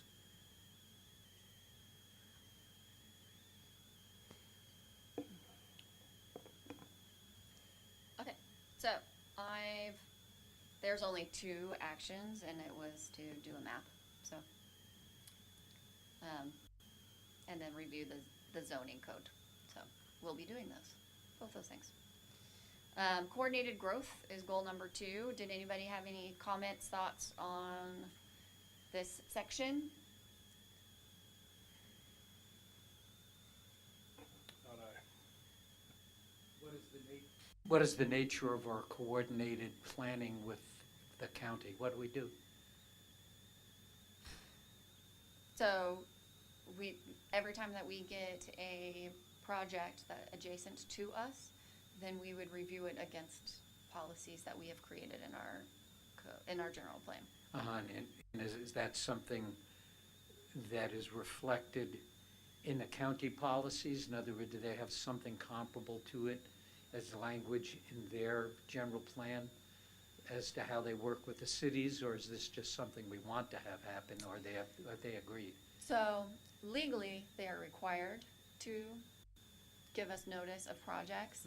How we want outside of our jurisdiction to look, we put in ours.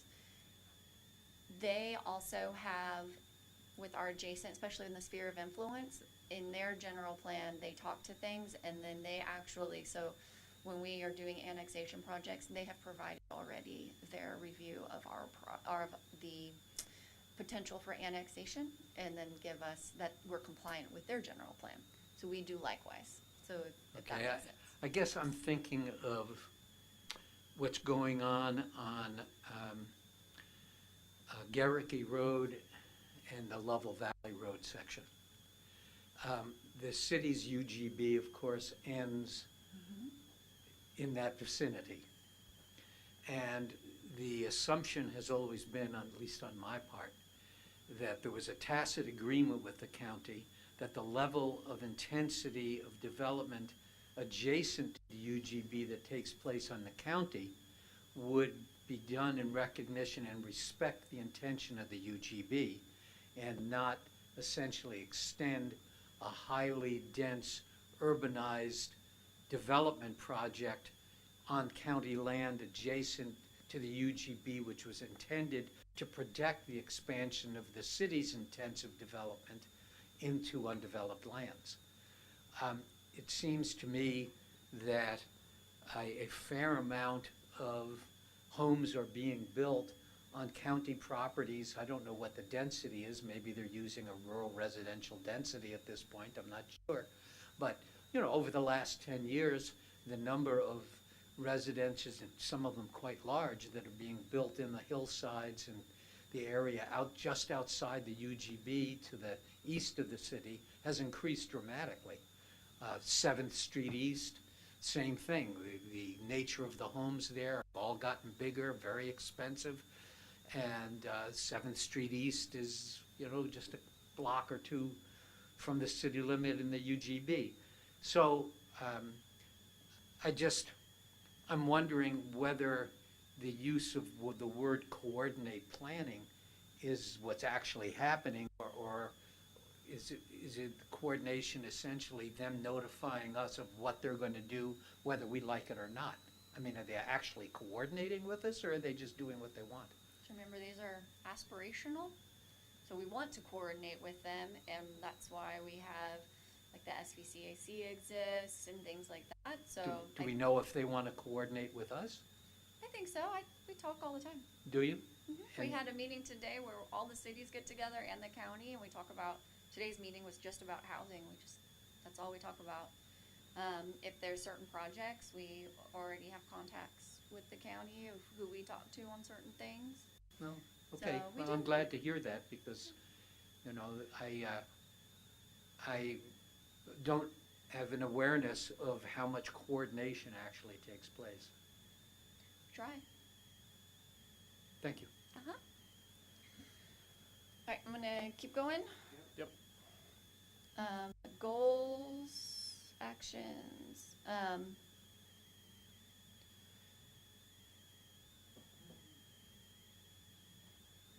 so our affordable house overlay, actually exists in our housing element to create an affordable housing overlay, Donna. We just went back through the whole thing again, and we found it. So it's there with its own time frame and everything already. I think Donna's comment is significant, which kind of relates to what I was talking about, which is how's the road, we're actually hitting the road associated with all these aspirations, or is it just talk? And, you know, I'm not sure if there's a better feedback mechanism so that commissions like ours actually are better aware of the degree to which cooperative, collaborative relationships are actually happening. Staff may be aware of them. It would be kind of nice if the awareness of that was broader in the community, including to the commissions.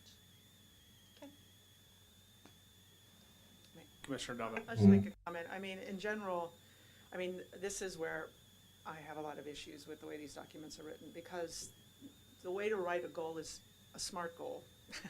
You know, it's measurable, it's specific, it's relevant, it's time-bound.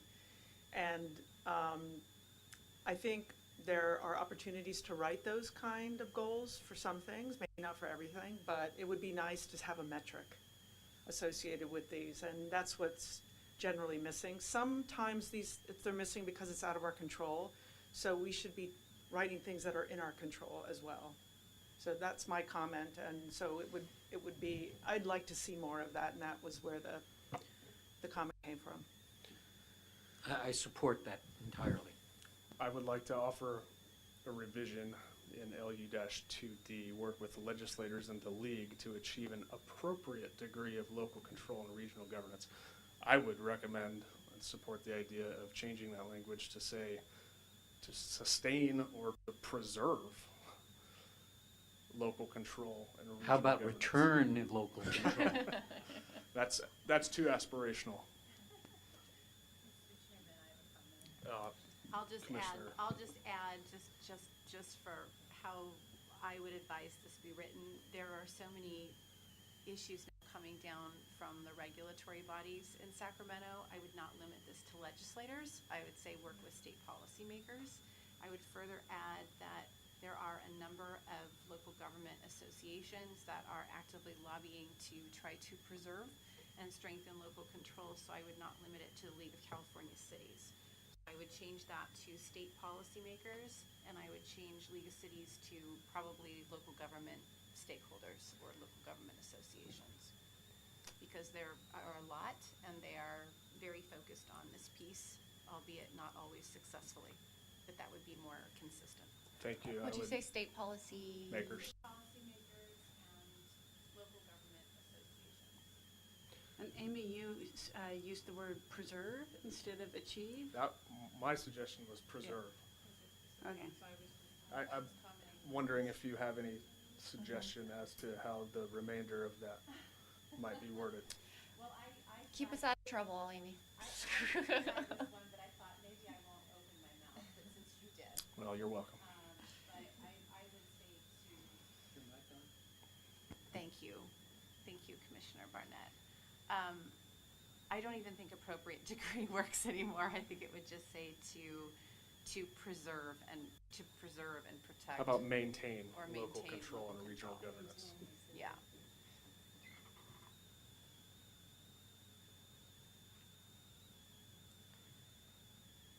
All right. Thank you. Anything else? Yeah, I do have one comment. I know you said you found this policy, but I hope we will get to review it at the ad hoc to make sure that it has the language. Are you talking about the affordable housing? Mhm. Yes. Okay, thank you.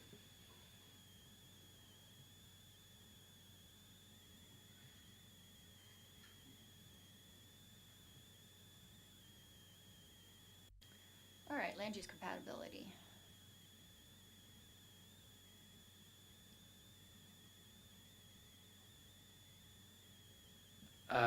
question.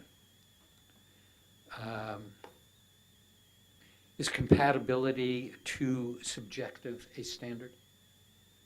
What is compatibility? I mean, I see that opening up a can of worms. I'm open to synonyms.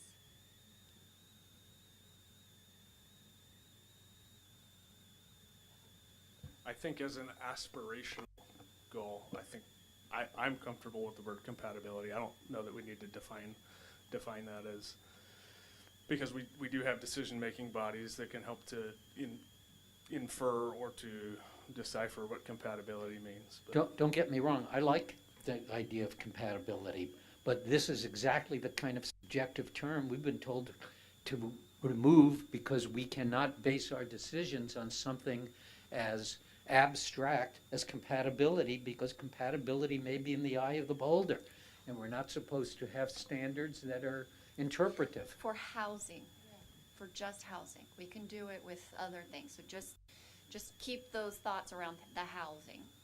Well, do we need to make that clear that? So this one's just around land uses in general, but when you do a housing project, we can't make a finding that it's compatible. Those findings cannot be subjective. Right. But we can have land use compatibility, subjectivity. So if there's no housing, then the question is whether a uranium plant is compatible. Correct. Or today, the AI. Okay. Data centers. any other thoughts? Well, do we need to say in here with the exception of land use, except for the purposes of designation and for land use, that blah, blah, blah? No, I promise I'll keep you out of trouble too. What'll keep us out? I'll keep us out of trouble too. What if you're not here anymore? Who's gonna keep us out of trouble? Well, that's what I mean, like in the general plan sense, I'll keep you out of trouble. I see. Okay. I'm just being difficult. You're fine. Let's get at it.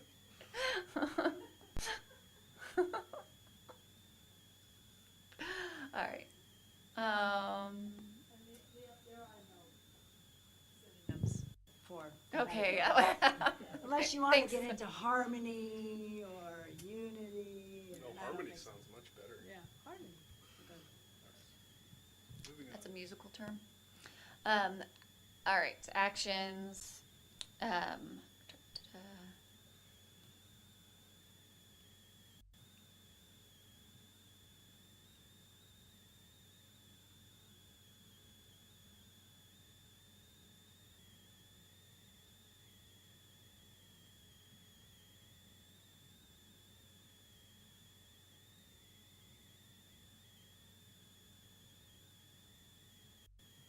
Okay.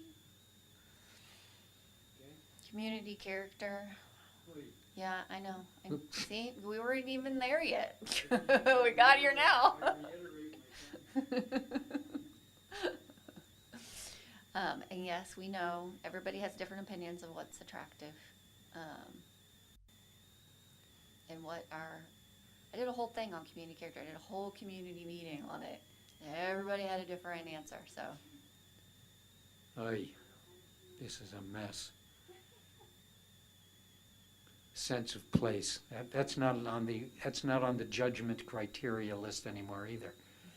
Sorry, we're going to deny your project. It violates our sense of place. Well, that's not going to fly.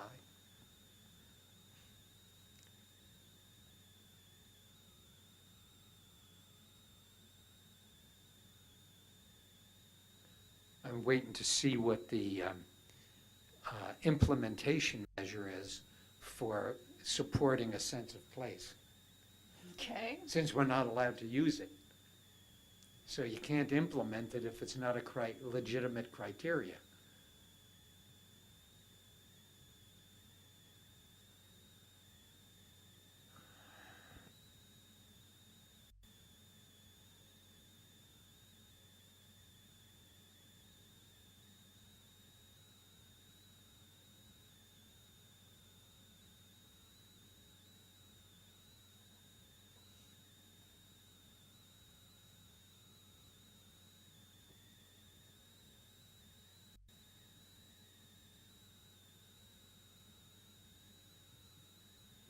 Remind me what goal LU4 is?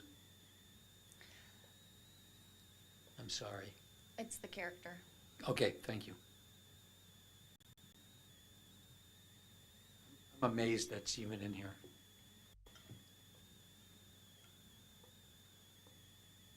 And I like it, but I'm amazed. I think all of your comments got shifted somehow. That is so weird. No, it's the SVAC. Remember there was another action Oh, collaborative maybe. about working with the SVAC, and then that was your comment about it. That's why there's a couple of comments that have shifted down in these sections that I have no idea why. That's so weird. I I can didn't do it. resend the original. I have the original still. If I may make a comment, I think one of my, under this section, I'm pretty certain my comment was probably around Highway 12, 121 or something. Because, but I can't remember Hold on, let's What go it- down a what little. it was. I also suggest extending Fifth Street west to Verano as an important corridor for connectivity. Okay, maybe northward. that was it then. That was your comment. So,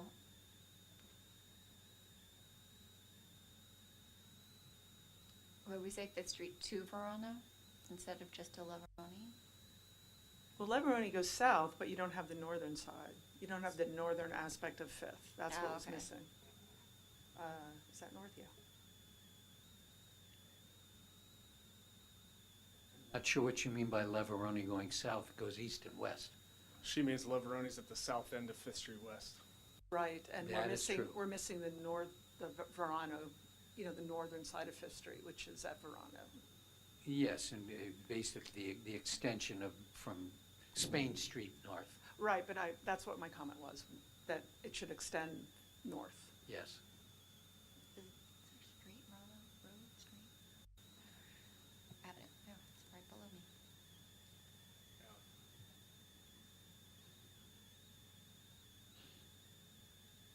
Okay.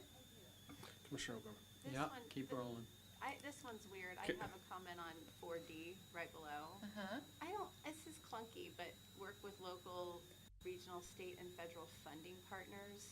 I would say work with public agencies and aligned organizations. Don't we have a lot of community opportunities to, and funding partners is clunky to me. It's probably silly, but I'm not sure in the current political environment, there is anything called a federal funding that's partner. my point. That's Yeah. my point. And so I would just say work with public agencies and aligned organizations, which could be non-public agencies. But there's just not a lot of funding, and I do think a lot of our opportunities to preserve open space will come from funding from nonprofits and the private sector. That's a great call out. Okay.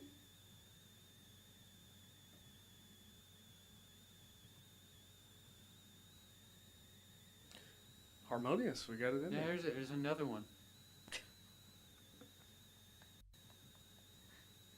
Hey, when we're talking about our historic districts, it's gotta be harmonious.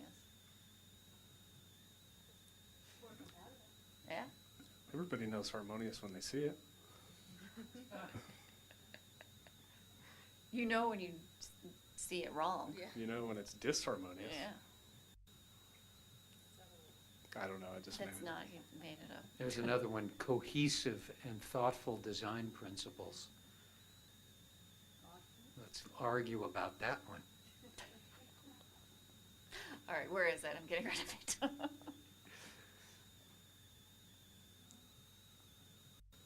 Where is it? LU 5.5C. And I want to talk about 5.6. Oops. It was LU 5.5 up there. Oh, okay. I was like, I heard C. I was like, I'm sorry, that was not a C. That was a. Can we talk about 5.6? yes. I'm not sure I like the idea of encouraging parcel assembly to create larger more efficient development sites. I think part of the fabric of the community is the fact that we haven't by and large done that. And so we're getting design solutions for smaller parcels that work on that smaller parcel and preserve our sense of scale. I don't want to encourage the transition to a larger scale development just because we're saying, yeah, that's great. Buy up, 5 parcels and combine them, and now you can do something really big. I mean, I don't get the plus in that. Yeah, the only property that comes to mind is Sebastiani, but are there others? Well, that's what happened with the hotel on Napa Street. There was 5 or 7 parcels that have been combined into one to create that large project. And if you extend that kind of development pattern into other places, you're basically encouraging a speculator to buy up adjacent parcels and then apply for a big development by altering the lot lines. So we have a variety here of parcel types, I would say. So we've got traditional development, identified, our more historic areas. We've cut up those parcels in a very traditional sense, right? Then we have other areas where they have some really interesting lines. Sebastiani is one of them, but I see them throughout town. Some of them are created through flag lots or other things. And so I think the idea with like Montaldo, we did do a lot consolidation there with those 2 lots, but part of that is so that we are connecting those developments as one development and not having easement access issues for the rear lot and things like that, because they're what I would call floaters. We have quite a few lots that just sit in the middle of what were once large parcels, and they were kind of remnant. Somehow they became a remnant square. So this could be more of like, we don't have to word it like encourage it, but we would only when it made sense for a development to be efficient. And well, could we replace the word encourage with consider? Consider, and then either it's And parcel get rid of to assembly create or larger. it's lot consolidation, but it should, So I would get rid of the larger. We can parentheses. just say encourage the parcel or consider parcel assembly to create more efficient development sites. Commissioner Delbach. Can That I would add to be that? better. Maybe it should just be encourage more efficient development sites that provide opportunities. That's it. And then if it's larger, it's larger. If it's not, so just encourage more efficient development sites, something like that, because then you can decide in a fit for purpose whether it needs to be consolidated or not. Because thank you for pulling that up. I totally missed that when we were reviewing this, but I would agree. I think one of the things that we want to do is balance the fabric, and Bill brought that up during our Sebastiani, versus creating deserts, development deserts where there isn't walkability. So, And it's good to keep in mind that government regulates uses, not ownership. And the imperatives of the market on the ownership side are to maximize the ROI, and that may include buying up adjacent parcels and then proposing a larger project that otherwise wouldn't have been feasible. And we can't really control that acquisition of parcels. You see what happened with all of this Matson stuff, and how even individuals or individual companies can have a profound effect on a community because government doesn't regulate who gets to own a piece of property.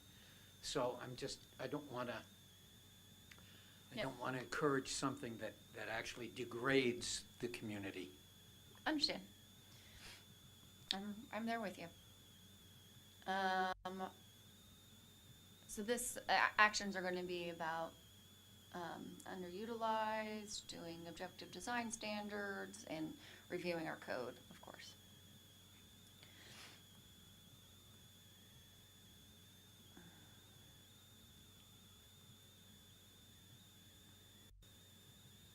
So technically, we are not required by law to have an environmental justice element, but it was identified as wanting environmental justice / equity built into, and so this is how the consultant proposed to do that, is in the land use element to have a section specifically calling out, focusing on equity, because technically environmental justice with the element is really focused on environmental impacts like health with land uses and individuals. So historically, industrial areas and low income were placed next to each other, and environment and children's health, like asthma impacts and things like that.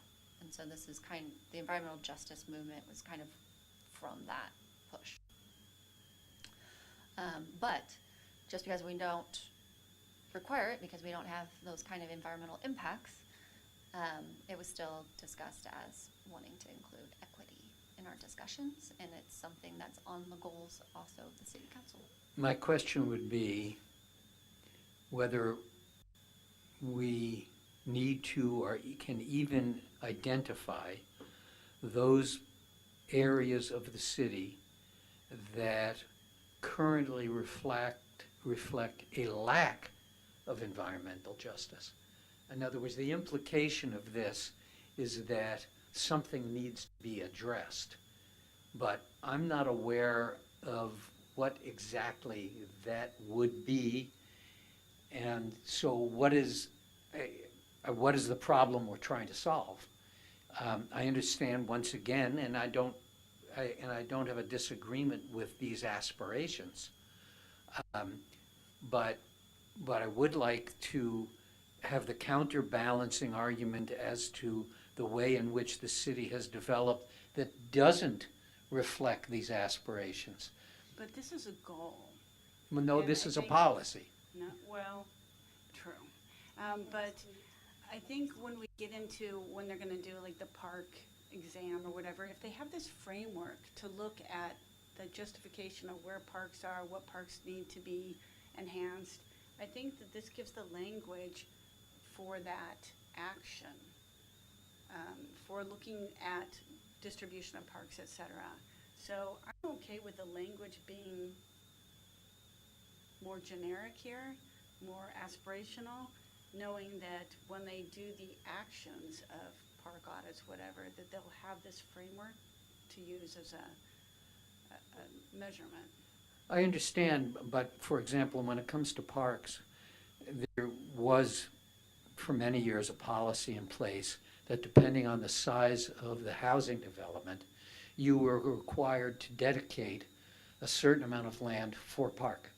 And it was at the developer's expense to donate the land and the park expense, and the city would then take over the maintenance of the park. Where we ran into difficulty was the budget for park maintenance, and the fact that building these parks as a requirement simply meant there were more ongoing long-term expenses for the city. And then the Quimby Act came along as essentially an in lieu fee device to mitigate the requirement to dedicate land in parks.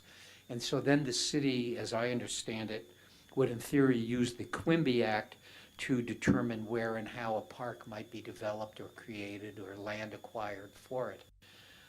I'm not sure what the current policy is on things, for example, of park or recreation facilities created. Does our development code at present, for example, require dedication of land for a park, or is it all Quimby fee related now? No, we still have requirements around providing, open space and amenities. It just depends on the type of development, but we're not seeing subdivisions anymore for those types of things. I think the thing about this goal and the policies, it's not all associated with a land use decision. It's about providing opportunities and access. So, making childcare accessible within our land uses, making, do we, there's things in here talking about programs, because sometimes it's a program need. And so it's just a little bit more focused on that versus a land use decision. It's in the land use element, but it doesn't necessarily pertain to a specific land use or again, these are aspirational. Well, for example, we've got number 6.8. Support local government programs and nonprofit efforts aimed at improving the lives of underrepresented or disadvantaged segments of the community. So I would assume that, for example, the city's support of Sonoma Family Meal or HAS or some of these other programs would fall into that category. Correct. So I certainly support the language and intent of it, and is that what it's basically intended to do? It's about providing access and reducing barriers is really what its summation is. So if, we've just for an example, we worked with the county, or the county came in and did their like service center off of Sonoma Highway, right? And so we're providing access. So we are, when they came in, we're like, okay, how can we work with you? How does that fit within our code? Those types of things. So that's the idea behind them is do we look at what our policy is and how do we make sure that that's available and out there? Do we have things in Spanish and English? And so if you noticed on Facebook, we're now doing English and Spanish. It's kind of like more in like that sense. Okay. Whoop. Guess there weren't that many actions. It looks like there's only 3. I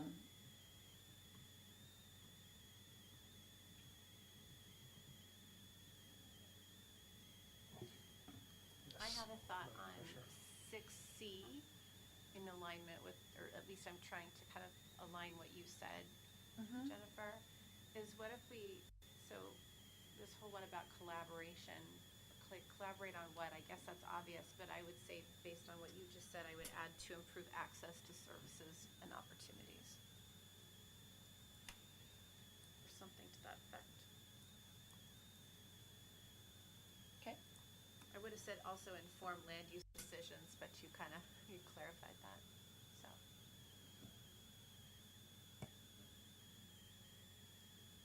Okay. And we're not touching that. Urban growth boundary, no touchy. May I ask why is it a requirement that you just put the language in as is? Because of course it reads so differently than all other parts of. It is literally what was voted on. Okay, and so that's, we can't summarize it or paraphrase. The requirement is you just put it, you embed Verbatim. it in as is. Okay. So it is in verbatim, and if you notice, I even kept the old CD1 Right. because I was trying to ignore that part. I don't know where that came from. My Word doc is really messed up. But I was trying to keep references similar. So 1.5 urban growth boundary, it's just left over from the old one. And some of it would not be considered substantive, but I'm not playing that game. Because it's very substantive to me, but if that's what we have to do, that's fine. I was kind of hoping that we could break it down and kind of paraphrase it into less. Yeah, it specifically says in the Legalese. ordinance that was adopted that it Okay. was to be placed in the general plan Okay. like this. Okay, thank you for clarifying that. Otherwise, I didn't even realize how long it was. But I remember looking at something going, oh, we did that. Okay, I need to make sure I pull that over. Well, having been instrumental in the passage of the first UGB in the year 2000, I must say I'm delighted to see it still in the general plan. Oh, I very much support it. I just was trying to like simplify it, but Okay. point well taken.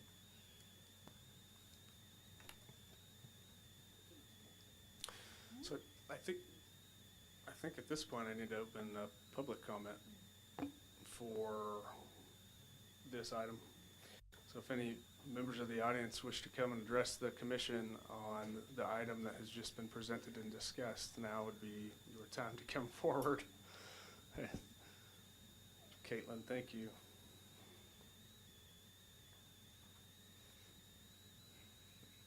There must be something wrong with me that I'm here for this whole meeting.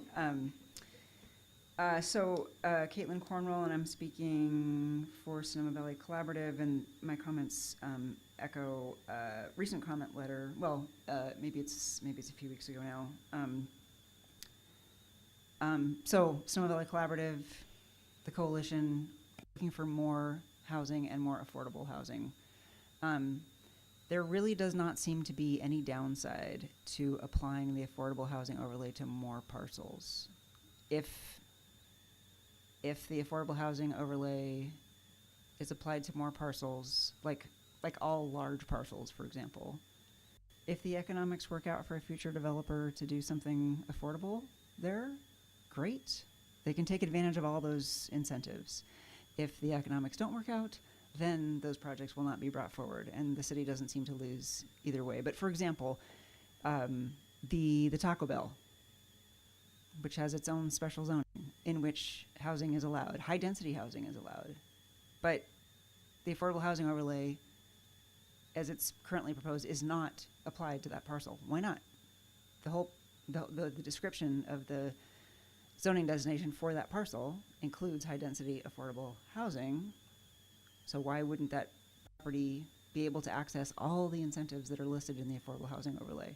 So one of the things that we asked for in our letter is to apply the housing overlay to a larger number of parcels. Basically anything that is big enough that an affordable housing developer, a nonprofit in Mid-Penn or Burbank, could look at it.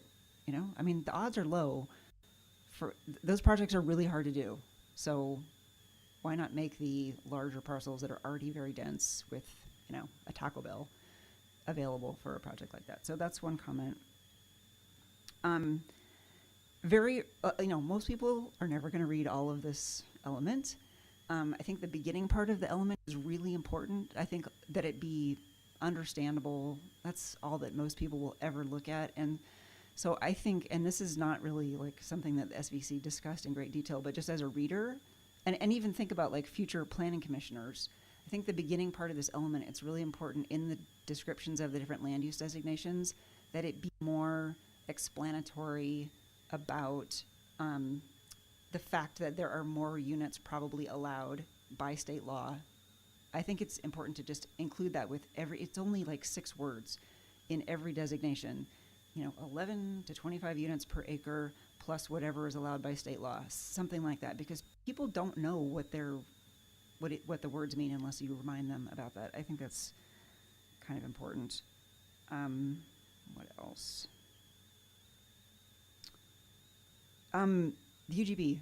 So you just talked about how the entirety of it needs to be included, but there actually are 2 other places in this element where the UGB is summarized extremely briefly at the very beginning. It's the first page and the 8th page, LU1 and LU8.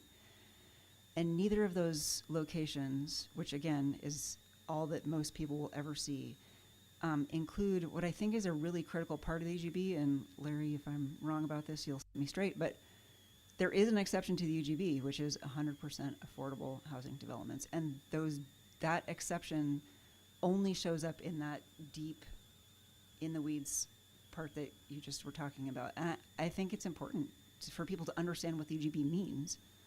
And even to understand the city's intent about affordable housing, that exception show up earlier in the element, so people just know that is a thing. I think that's it. Thank you. Thank you, Caitlin. I appreciate your comments.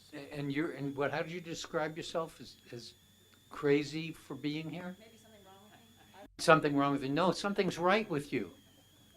I completely disagree with you. Mr. Conforti. After hearing the comments, I we're working with Mid-Penn on a. I'm not involved with it directly, but and they seem to have a track record where they're able to find funding through the federal affordable rental housing credit, and I guess that's just part of the funding. But the ability to encourage the other nonprofit developers, but to get more, for them to get more help to initiate things through at least the ability for a developer, nonprofit, to see a lot more land available through the overlay. The affordable housing overlay would be a real boom to them. And the ability to, to get the density up and just how they approach it. I was really impressed because we're involved with the church here. I'm a member of the Congregational Church. But they're impressive, these people, how they operate, what they can do. So anything that could help with that would be a really positive thing to do. So, thank you. Thank you very much. Any other members of the public wishing to make a public comment on this item? If you'd state your name, sir. Hi, Dustin Lee.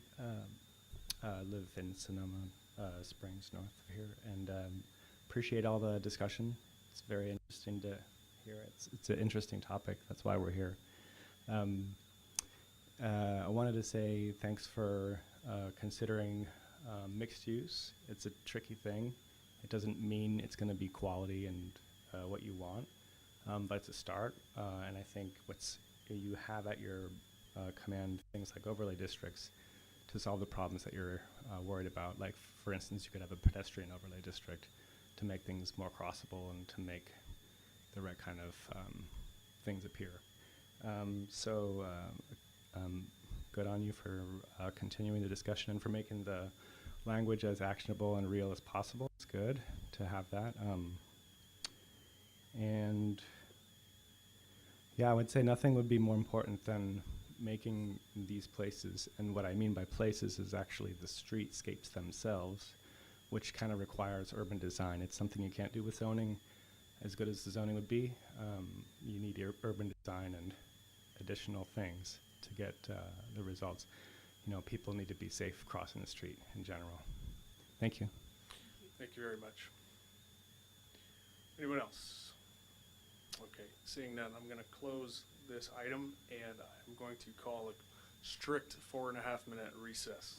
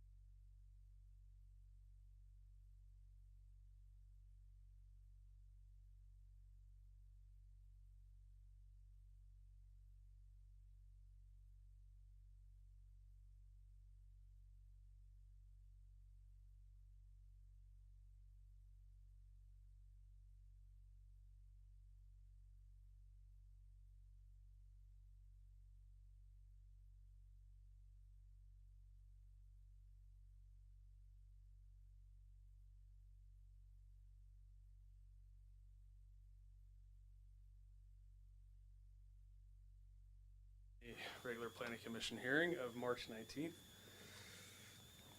And as far as an order of affairs for the remainder of the items for discussion portion of tonight's agenda, it would be my suggestion to to continue item 5.3 until the next regularly noticed public hearing. Is there any objection from any members of the commission to continue item 5.3? Or any members of the public here for item 5.3 tonight? Okay. With that, we will open item 5.2 to receive to receive a presentation on the general plan progress. Director Gates. Oh, I'll be excuse taking me. it. Diane Levine, Associate Planner. Thank you, Chair WIRICK. So this item is just a brief summary of the annual progress report for the general plan, which also includes the annual progress report for the housing element. This gets submitted to LCI, formerly OPR, as well as HCD yearly, and this was brought to council yesterday evening and accepted by them. So you also saw staff around this time last year for the same thing. We have to submit these reports by April 1st of each year to report on the previous calendar year. The main purpose of these reports is to, one, sort of inform LCI of local planning activities and trends, and fulfill statutory requirements as well for both, but obviously primarily with the housing element. And I'm sorry, LCI stands for what? Land Use and Climate Innovation, formerly OPR, the Office of Planning and Research. Okay, thank you. Yeah, I think they changed their name 2 years ago now. So, and I made this comment last night at the council.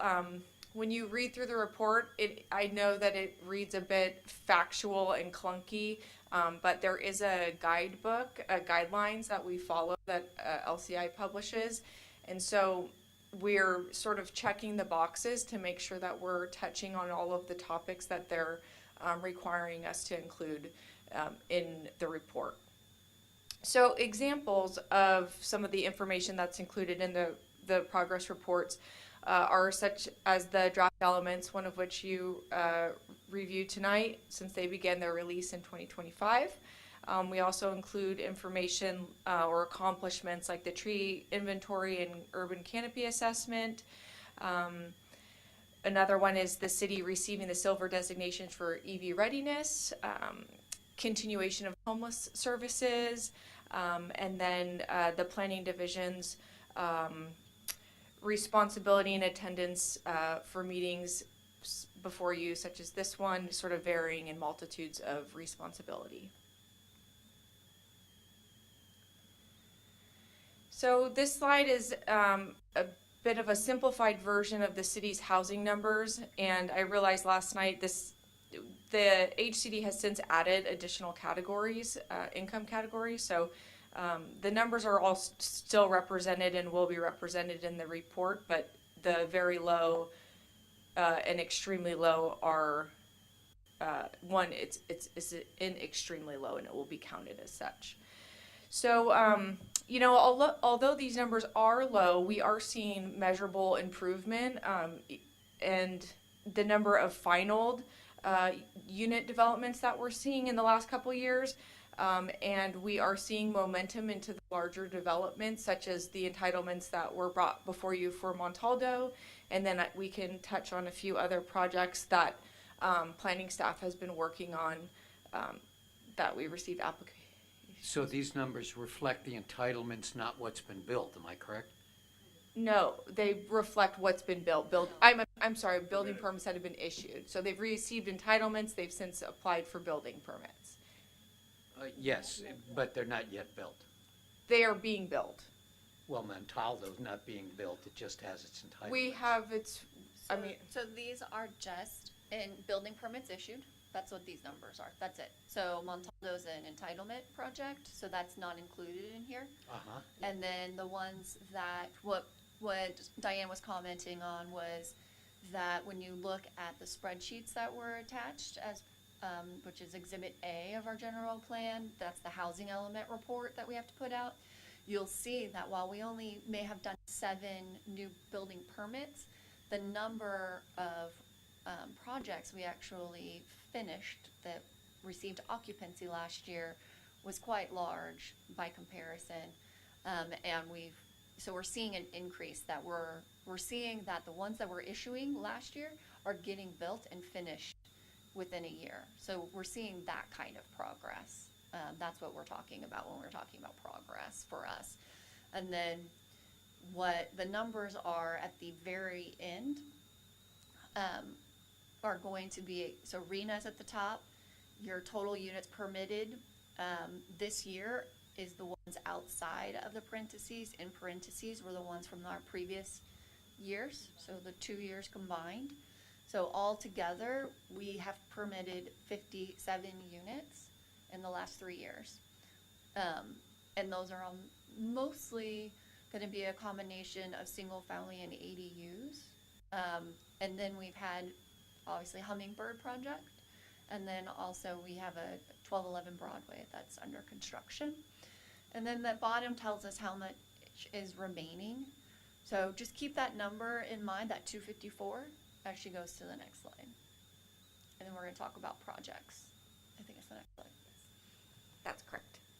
Thank you, Director Gates. So we did include Montaldo on here just because last year it was still going through the entitlement process, so we wanted to show that that was approved, and we are seeing initial movement on that for some of the, like, lot merger we're currently processing for that project. Another project we have is 20540 Broadway. That's a 120 unit development with a 5% affordability component.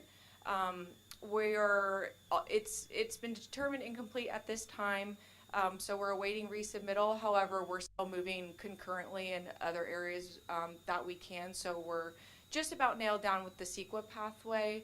So we're ironing that one out. We also have 20540 5th Street, which is 51 units with a 25% affordability component, and 254 1st Street East, which is 41 units. And both of those are incomplete, so we're just awaiting resubmittal. And I can go into if there's questions about incomplete versus. Well, the 20455, is that the Doyle property at Napa Road? Yes, you saw the study session. So the 2 bullets in the middle, the Broadway project and the 5th Street East, those are the 2 study session projects that you saw last year. And then the last one I assume you saw before as well, but they had since they did have entitlements for a different project, but they came back with more units in a different development project. So some additional work that's been done in the year 2025 were zoning code updates, such as the expansion of the ministerial process for multifamily development to make that a more streamlined process for development, as well as you know, the modifications to the reviewing authorities for design review, also with the intention of streamlining development and providing some more administrative review as well to get people through the process faster. Accommodating low barrier navigation centers, supportive and transitional housing, residential care facilities, and those were all in support of Program 15, which is of the housing element.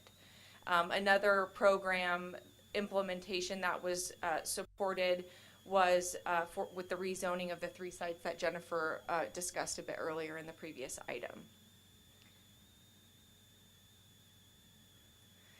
And these are just additional highlights to show some of the work that was going on. I won't read them all off, but I think some of the even highlights in these bullet points are the allocation of the one-time funding of $75,000 to nonprofits for the helping support unsheltered populations. Also, the preservation of the 18 affordable units within the city. That was done through a partnership. We also processed the city's first SB9 lot split and got that through the planning entitlement phase. And then also, as you know, the creation of Parks and Rec and the hiring of its director. And I think that's really all I have for you today in brevity. Where's the SB9 lot? That's 111 Malay. Yeah. Any other commissioner comments? Just have one comment. Commissioner I just really appreciate the work that you all did to get that preservation of those affordable units at the Manzanabe. I think there's a lot of good work represented on here. I think we've made a lot of great progress and hit a lot of those items that the planning commission believed. I'd ask Amy a question at this point. Just your impression, do you think it would be possible for the League, California League of Cities, to lobby the state HCD to allow the preservation of affordable units to count toward RENA numbers? Because if we hadn't done it, they would have reverted to market rate. And then if they'd been developed as affordable after they'd reverted to market rate through some device, then they would have counted as new units and been counted as RENA. But we didn't have to go through that fandango to do it. We just preserved them, and yet they don't count them to the numbers. I'll answer this a little bit differently. There are a number of proposals that are being contemplated right now in the legislature that seek to reform RENA in ways that would allow for affordable housing units to be counted in perpetuity. There's also a RENA reform task force that's been developed within what's called I think they call themselves the Cordial Caucus, which is Republicans and Democrats. I know. It might have been changed, but there are a number of conversations around RENA. There's also legislation that is moving. It's very early in the process right now. Legislation that's moving that would contemplate certain tiny home structures, provided that they have kind of permanent facilities, even if it's transitional housing. So I think there's a lot of conversations underway that may allow for us to apply, or to meet our RENA allocation numbers as you've suggested. But it's pretty early. A lot of these bills haven't gone through their first policy committee process, but a lot of conversation around RENA reform that's being initiated by the legislature. We'll see how HCD reacts. That's where we've been seeing some pushback.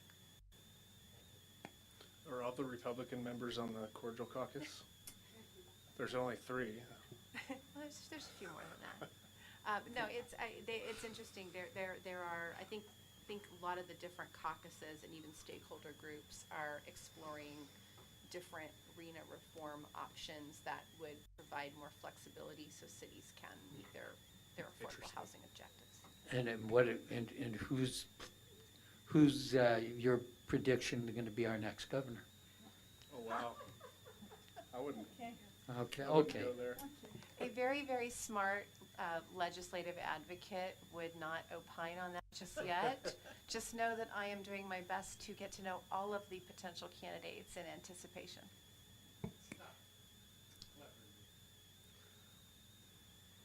Okay. Commissioner O'Neill.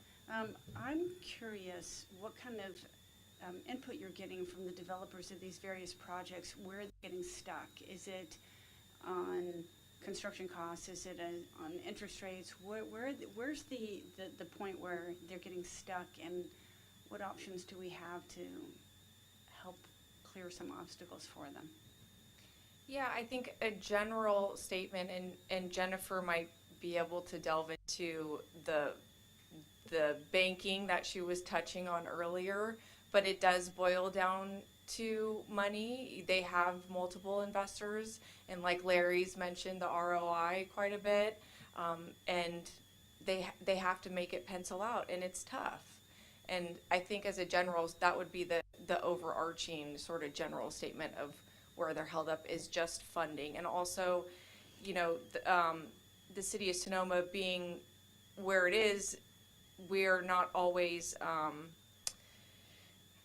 a lot of the grants are focused around transportation and where your transportation is currently at. And because of our location and our current transportation systems, we're just not eligible for a lot of the funding. I'll let Jennifer add more to that.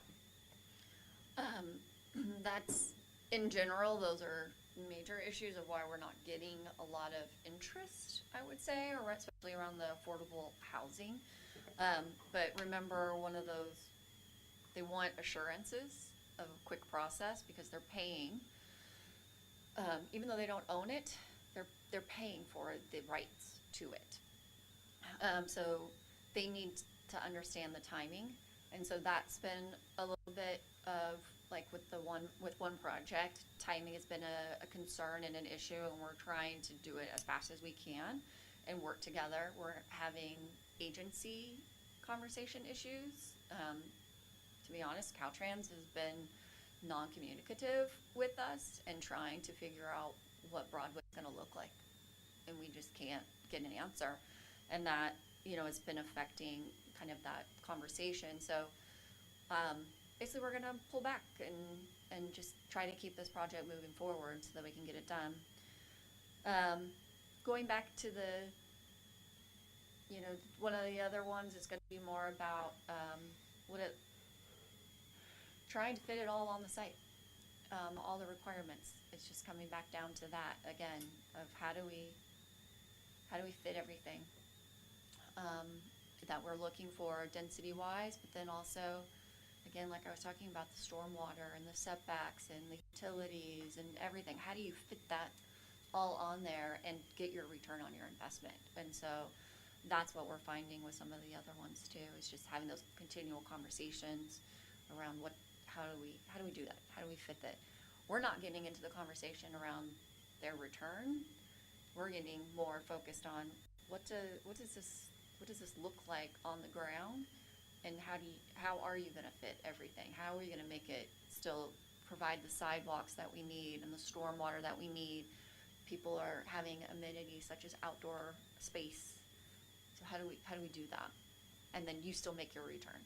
So, and maybe even to add more context and a bit more detail, how Jennifer mentioned fitting everything on site and amenities. Just with amenities alone, there's a checklist of the things that need to be provided, and that's great. It just makes it difficult to fit everything on site. I think there's like for an area for children under 5, an area for, you know, this age to this age, an adult area, a, you know, cooking area. So it becomes difficult to meet those type of standards, which are great, but then they're combating with, you know, fire and parking and getting the units. the trees. Yeah, and not taking out all the trees. Yes, one more Commissioner question. Nava. One thing I didn't see on the list of wonderful accomplishments, and that might be a sore point, is just curious, how are we doing with the pro-housing designation? Pro-housing designation. I know it's been a very difficult process. It's on the list. It is on the list. It's on We like do- the top 3. Yes, so it's on Diane's list. It's one of the things.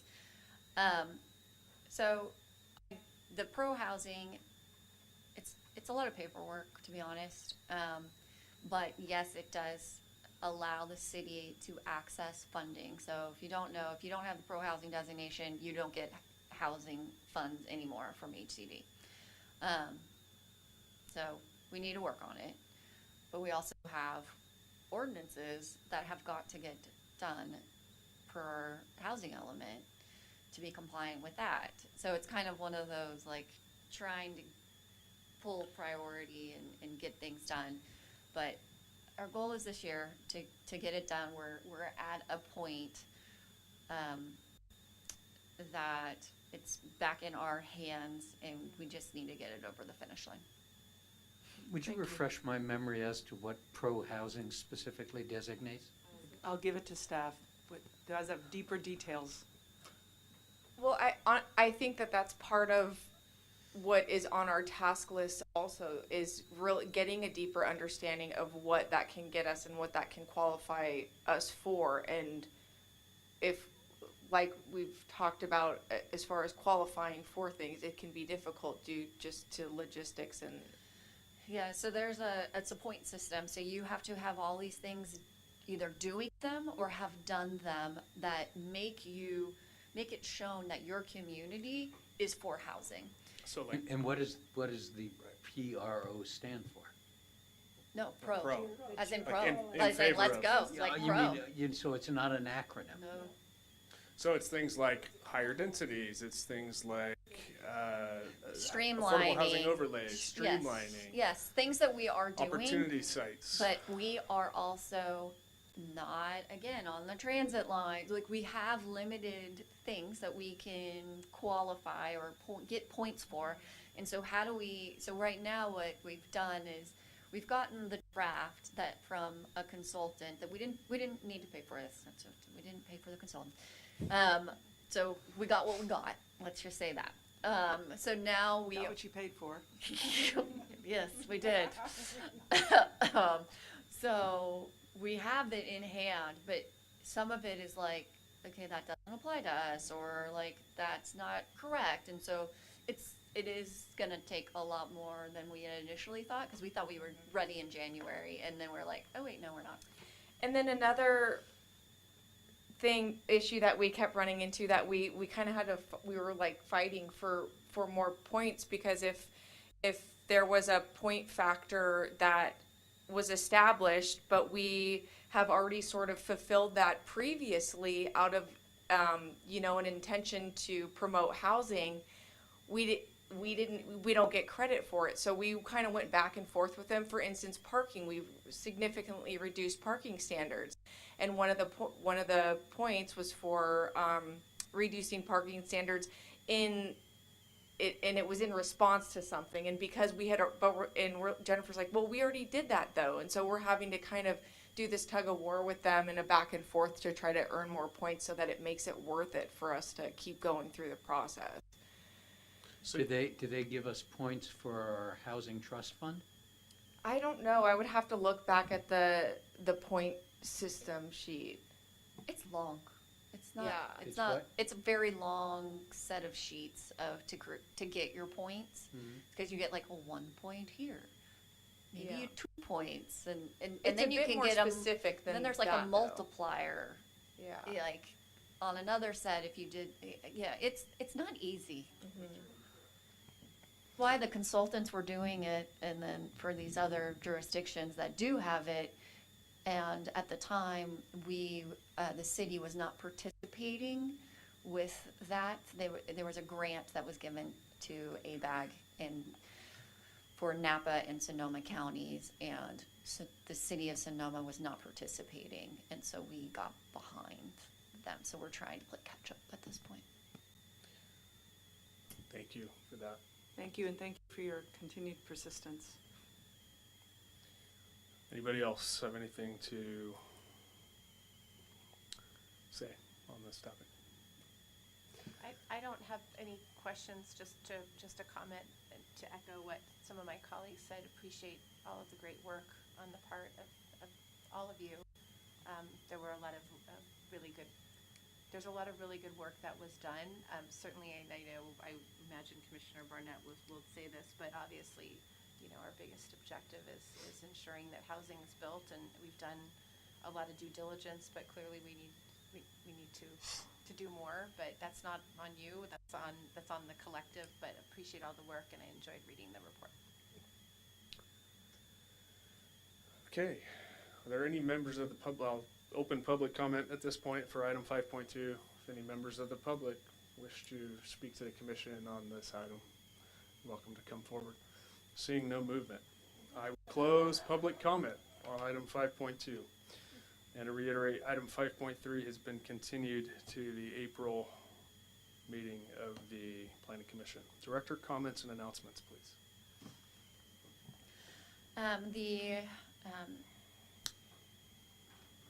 Just in case you're following along, the mobile home ordinance is, for the conversion, is, a draft was released today. It's on our website. So if you're following along with council in that. So that was done today. I am finishing up all the drafts of the elements right now, and we'll get a new schedule out once they get them and they can look at them and figure out what needs to get done. And then,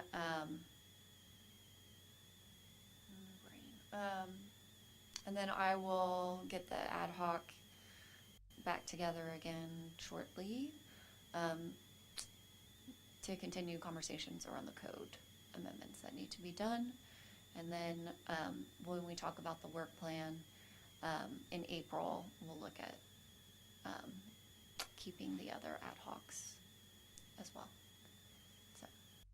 Great, thank you. Commissioner Damba. Just one question, based on the council meeting that you had on the 4th.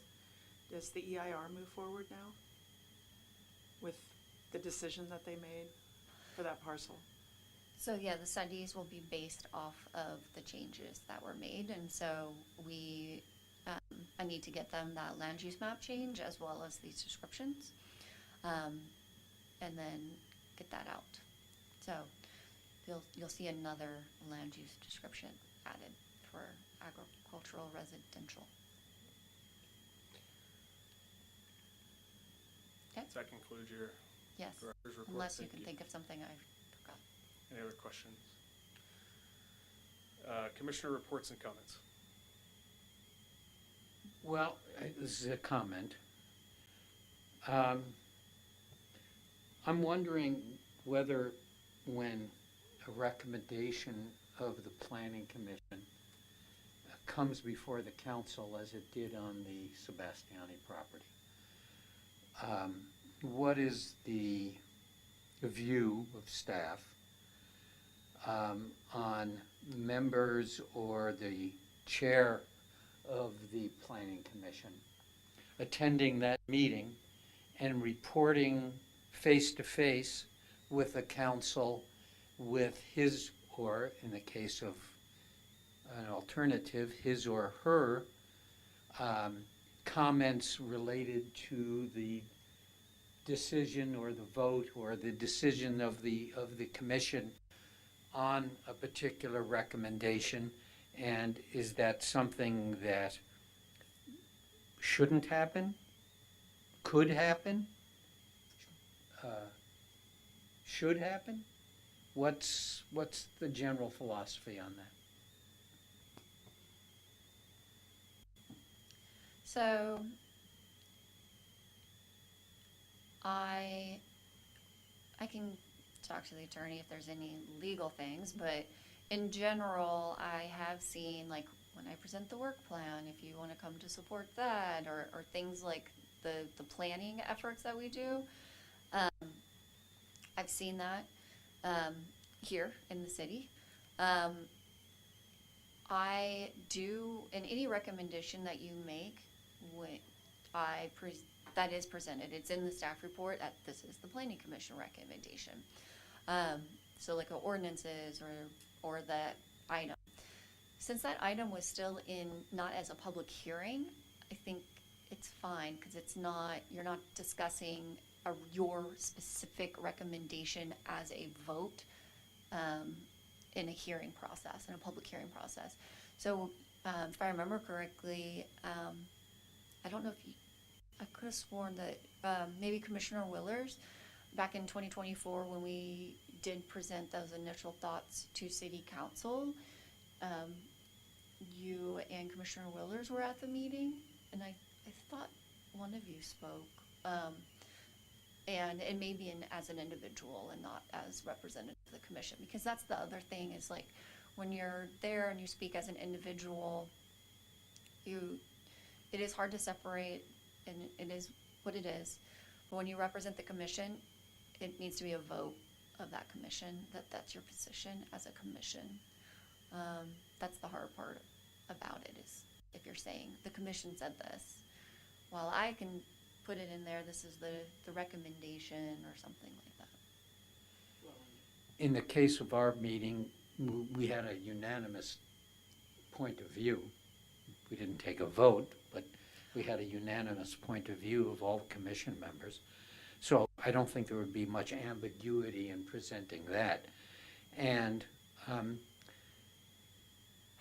I guess part of the reason I asked the question is because the point of view of the Planning Commission, when it's presented in a staff report, is basically a recommendation without a face.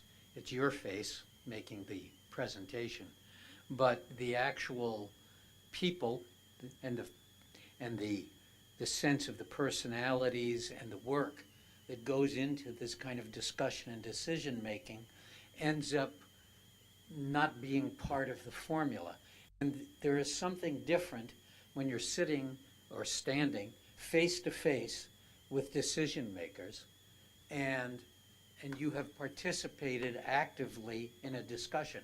I would warrant that the members of the City Council probably did not, all of them, watch the entirety of the Planning Commission discussion on that matter.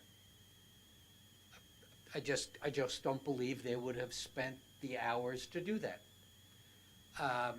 And so what you lose when there is no representation of the commission at these meetings is you lose the face of the decision, and it just becomes something on a piece of paper or a report.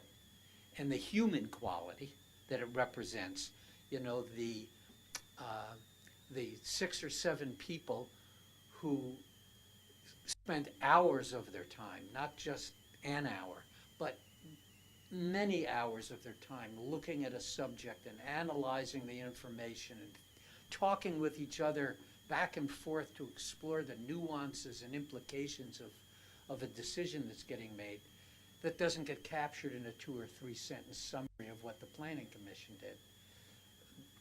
As much as I respect, you know, you're taking the time to do that. So I'm just trying to see whether the introduction of the human element, again, because we're as much a part of this community as the members of the City Council, they just happen to have been the ones who are elected, is something that I think has value, that human part of it. But I don't know what the customary view is, and so I would welcome the city attorney's decision on that. I think there's something lost when what turned out to be probably 2 or 3 hours or more of conversation about a topic gets reduced to, and the opinion of the Planning Commission was X, Y, and Z.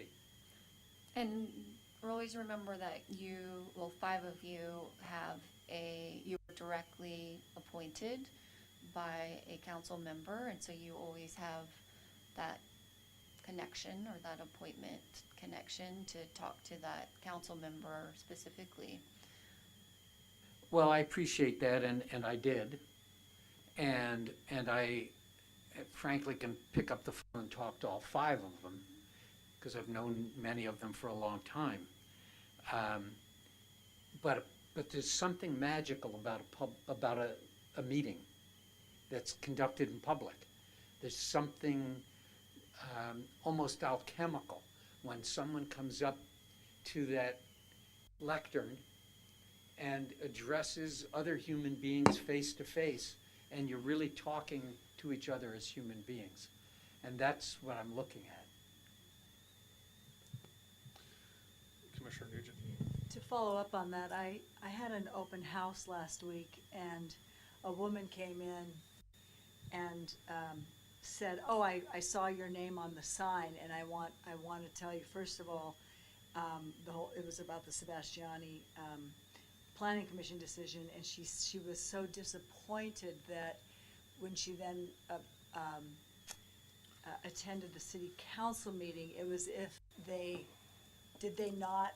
there was no connection between our meeting and then the meeting with the city council. Anyway, it was just an interesting, that was her perspective on the work we were doing and how the city council, how that all played out with them. And she was, anyway, it was her opinion that, wow, what a disconnect. I mean, how did that happen?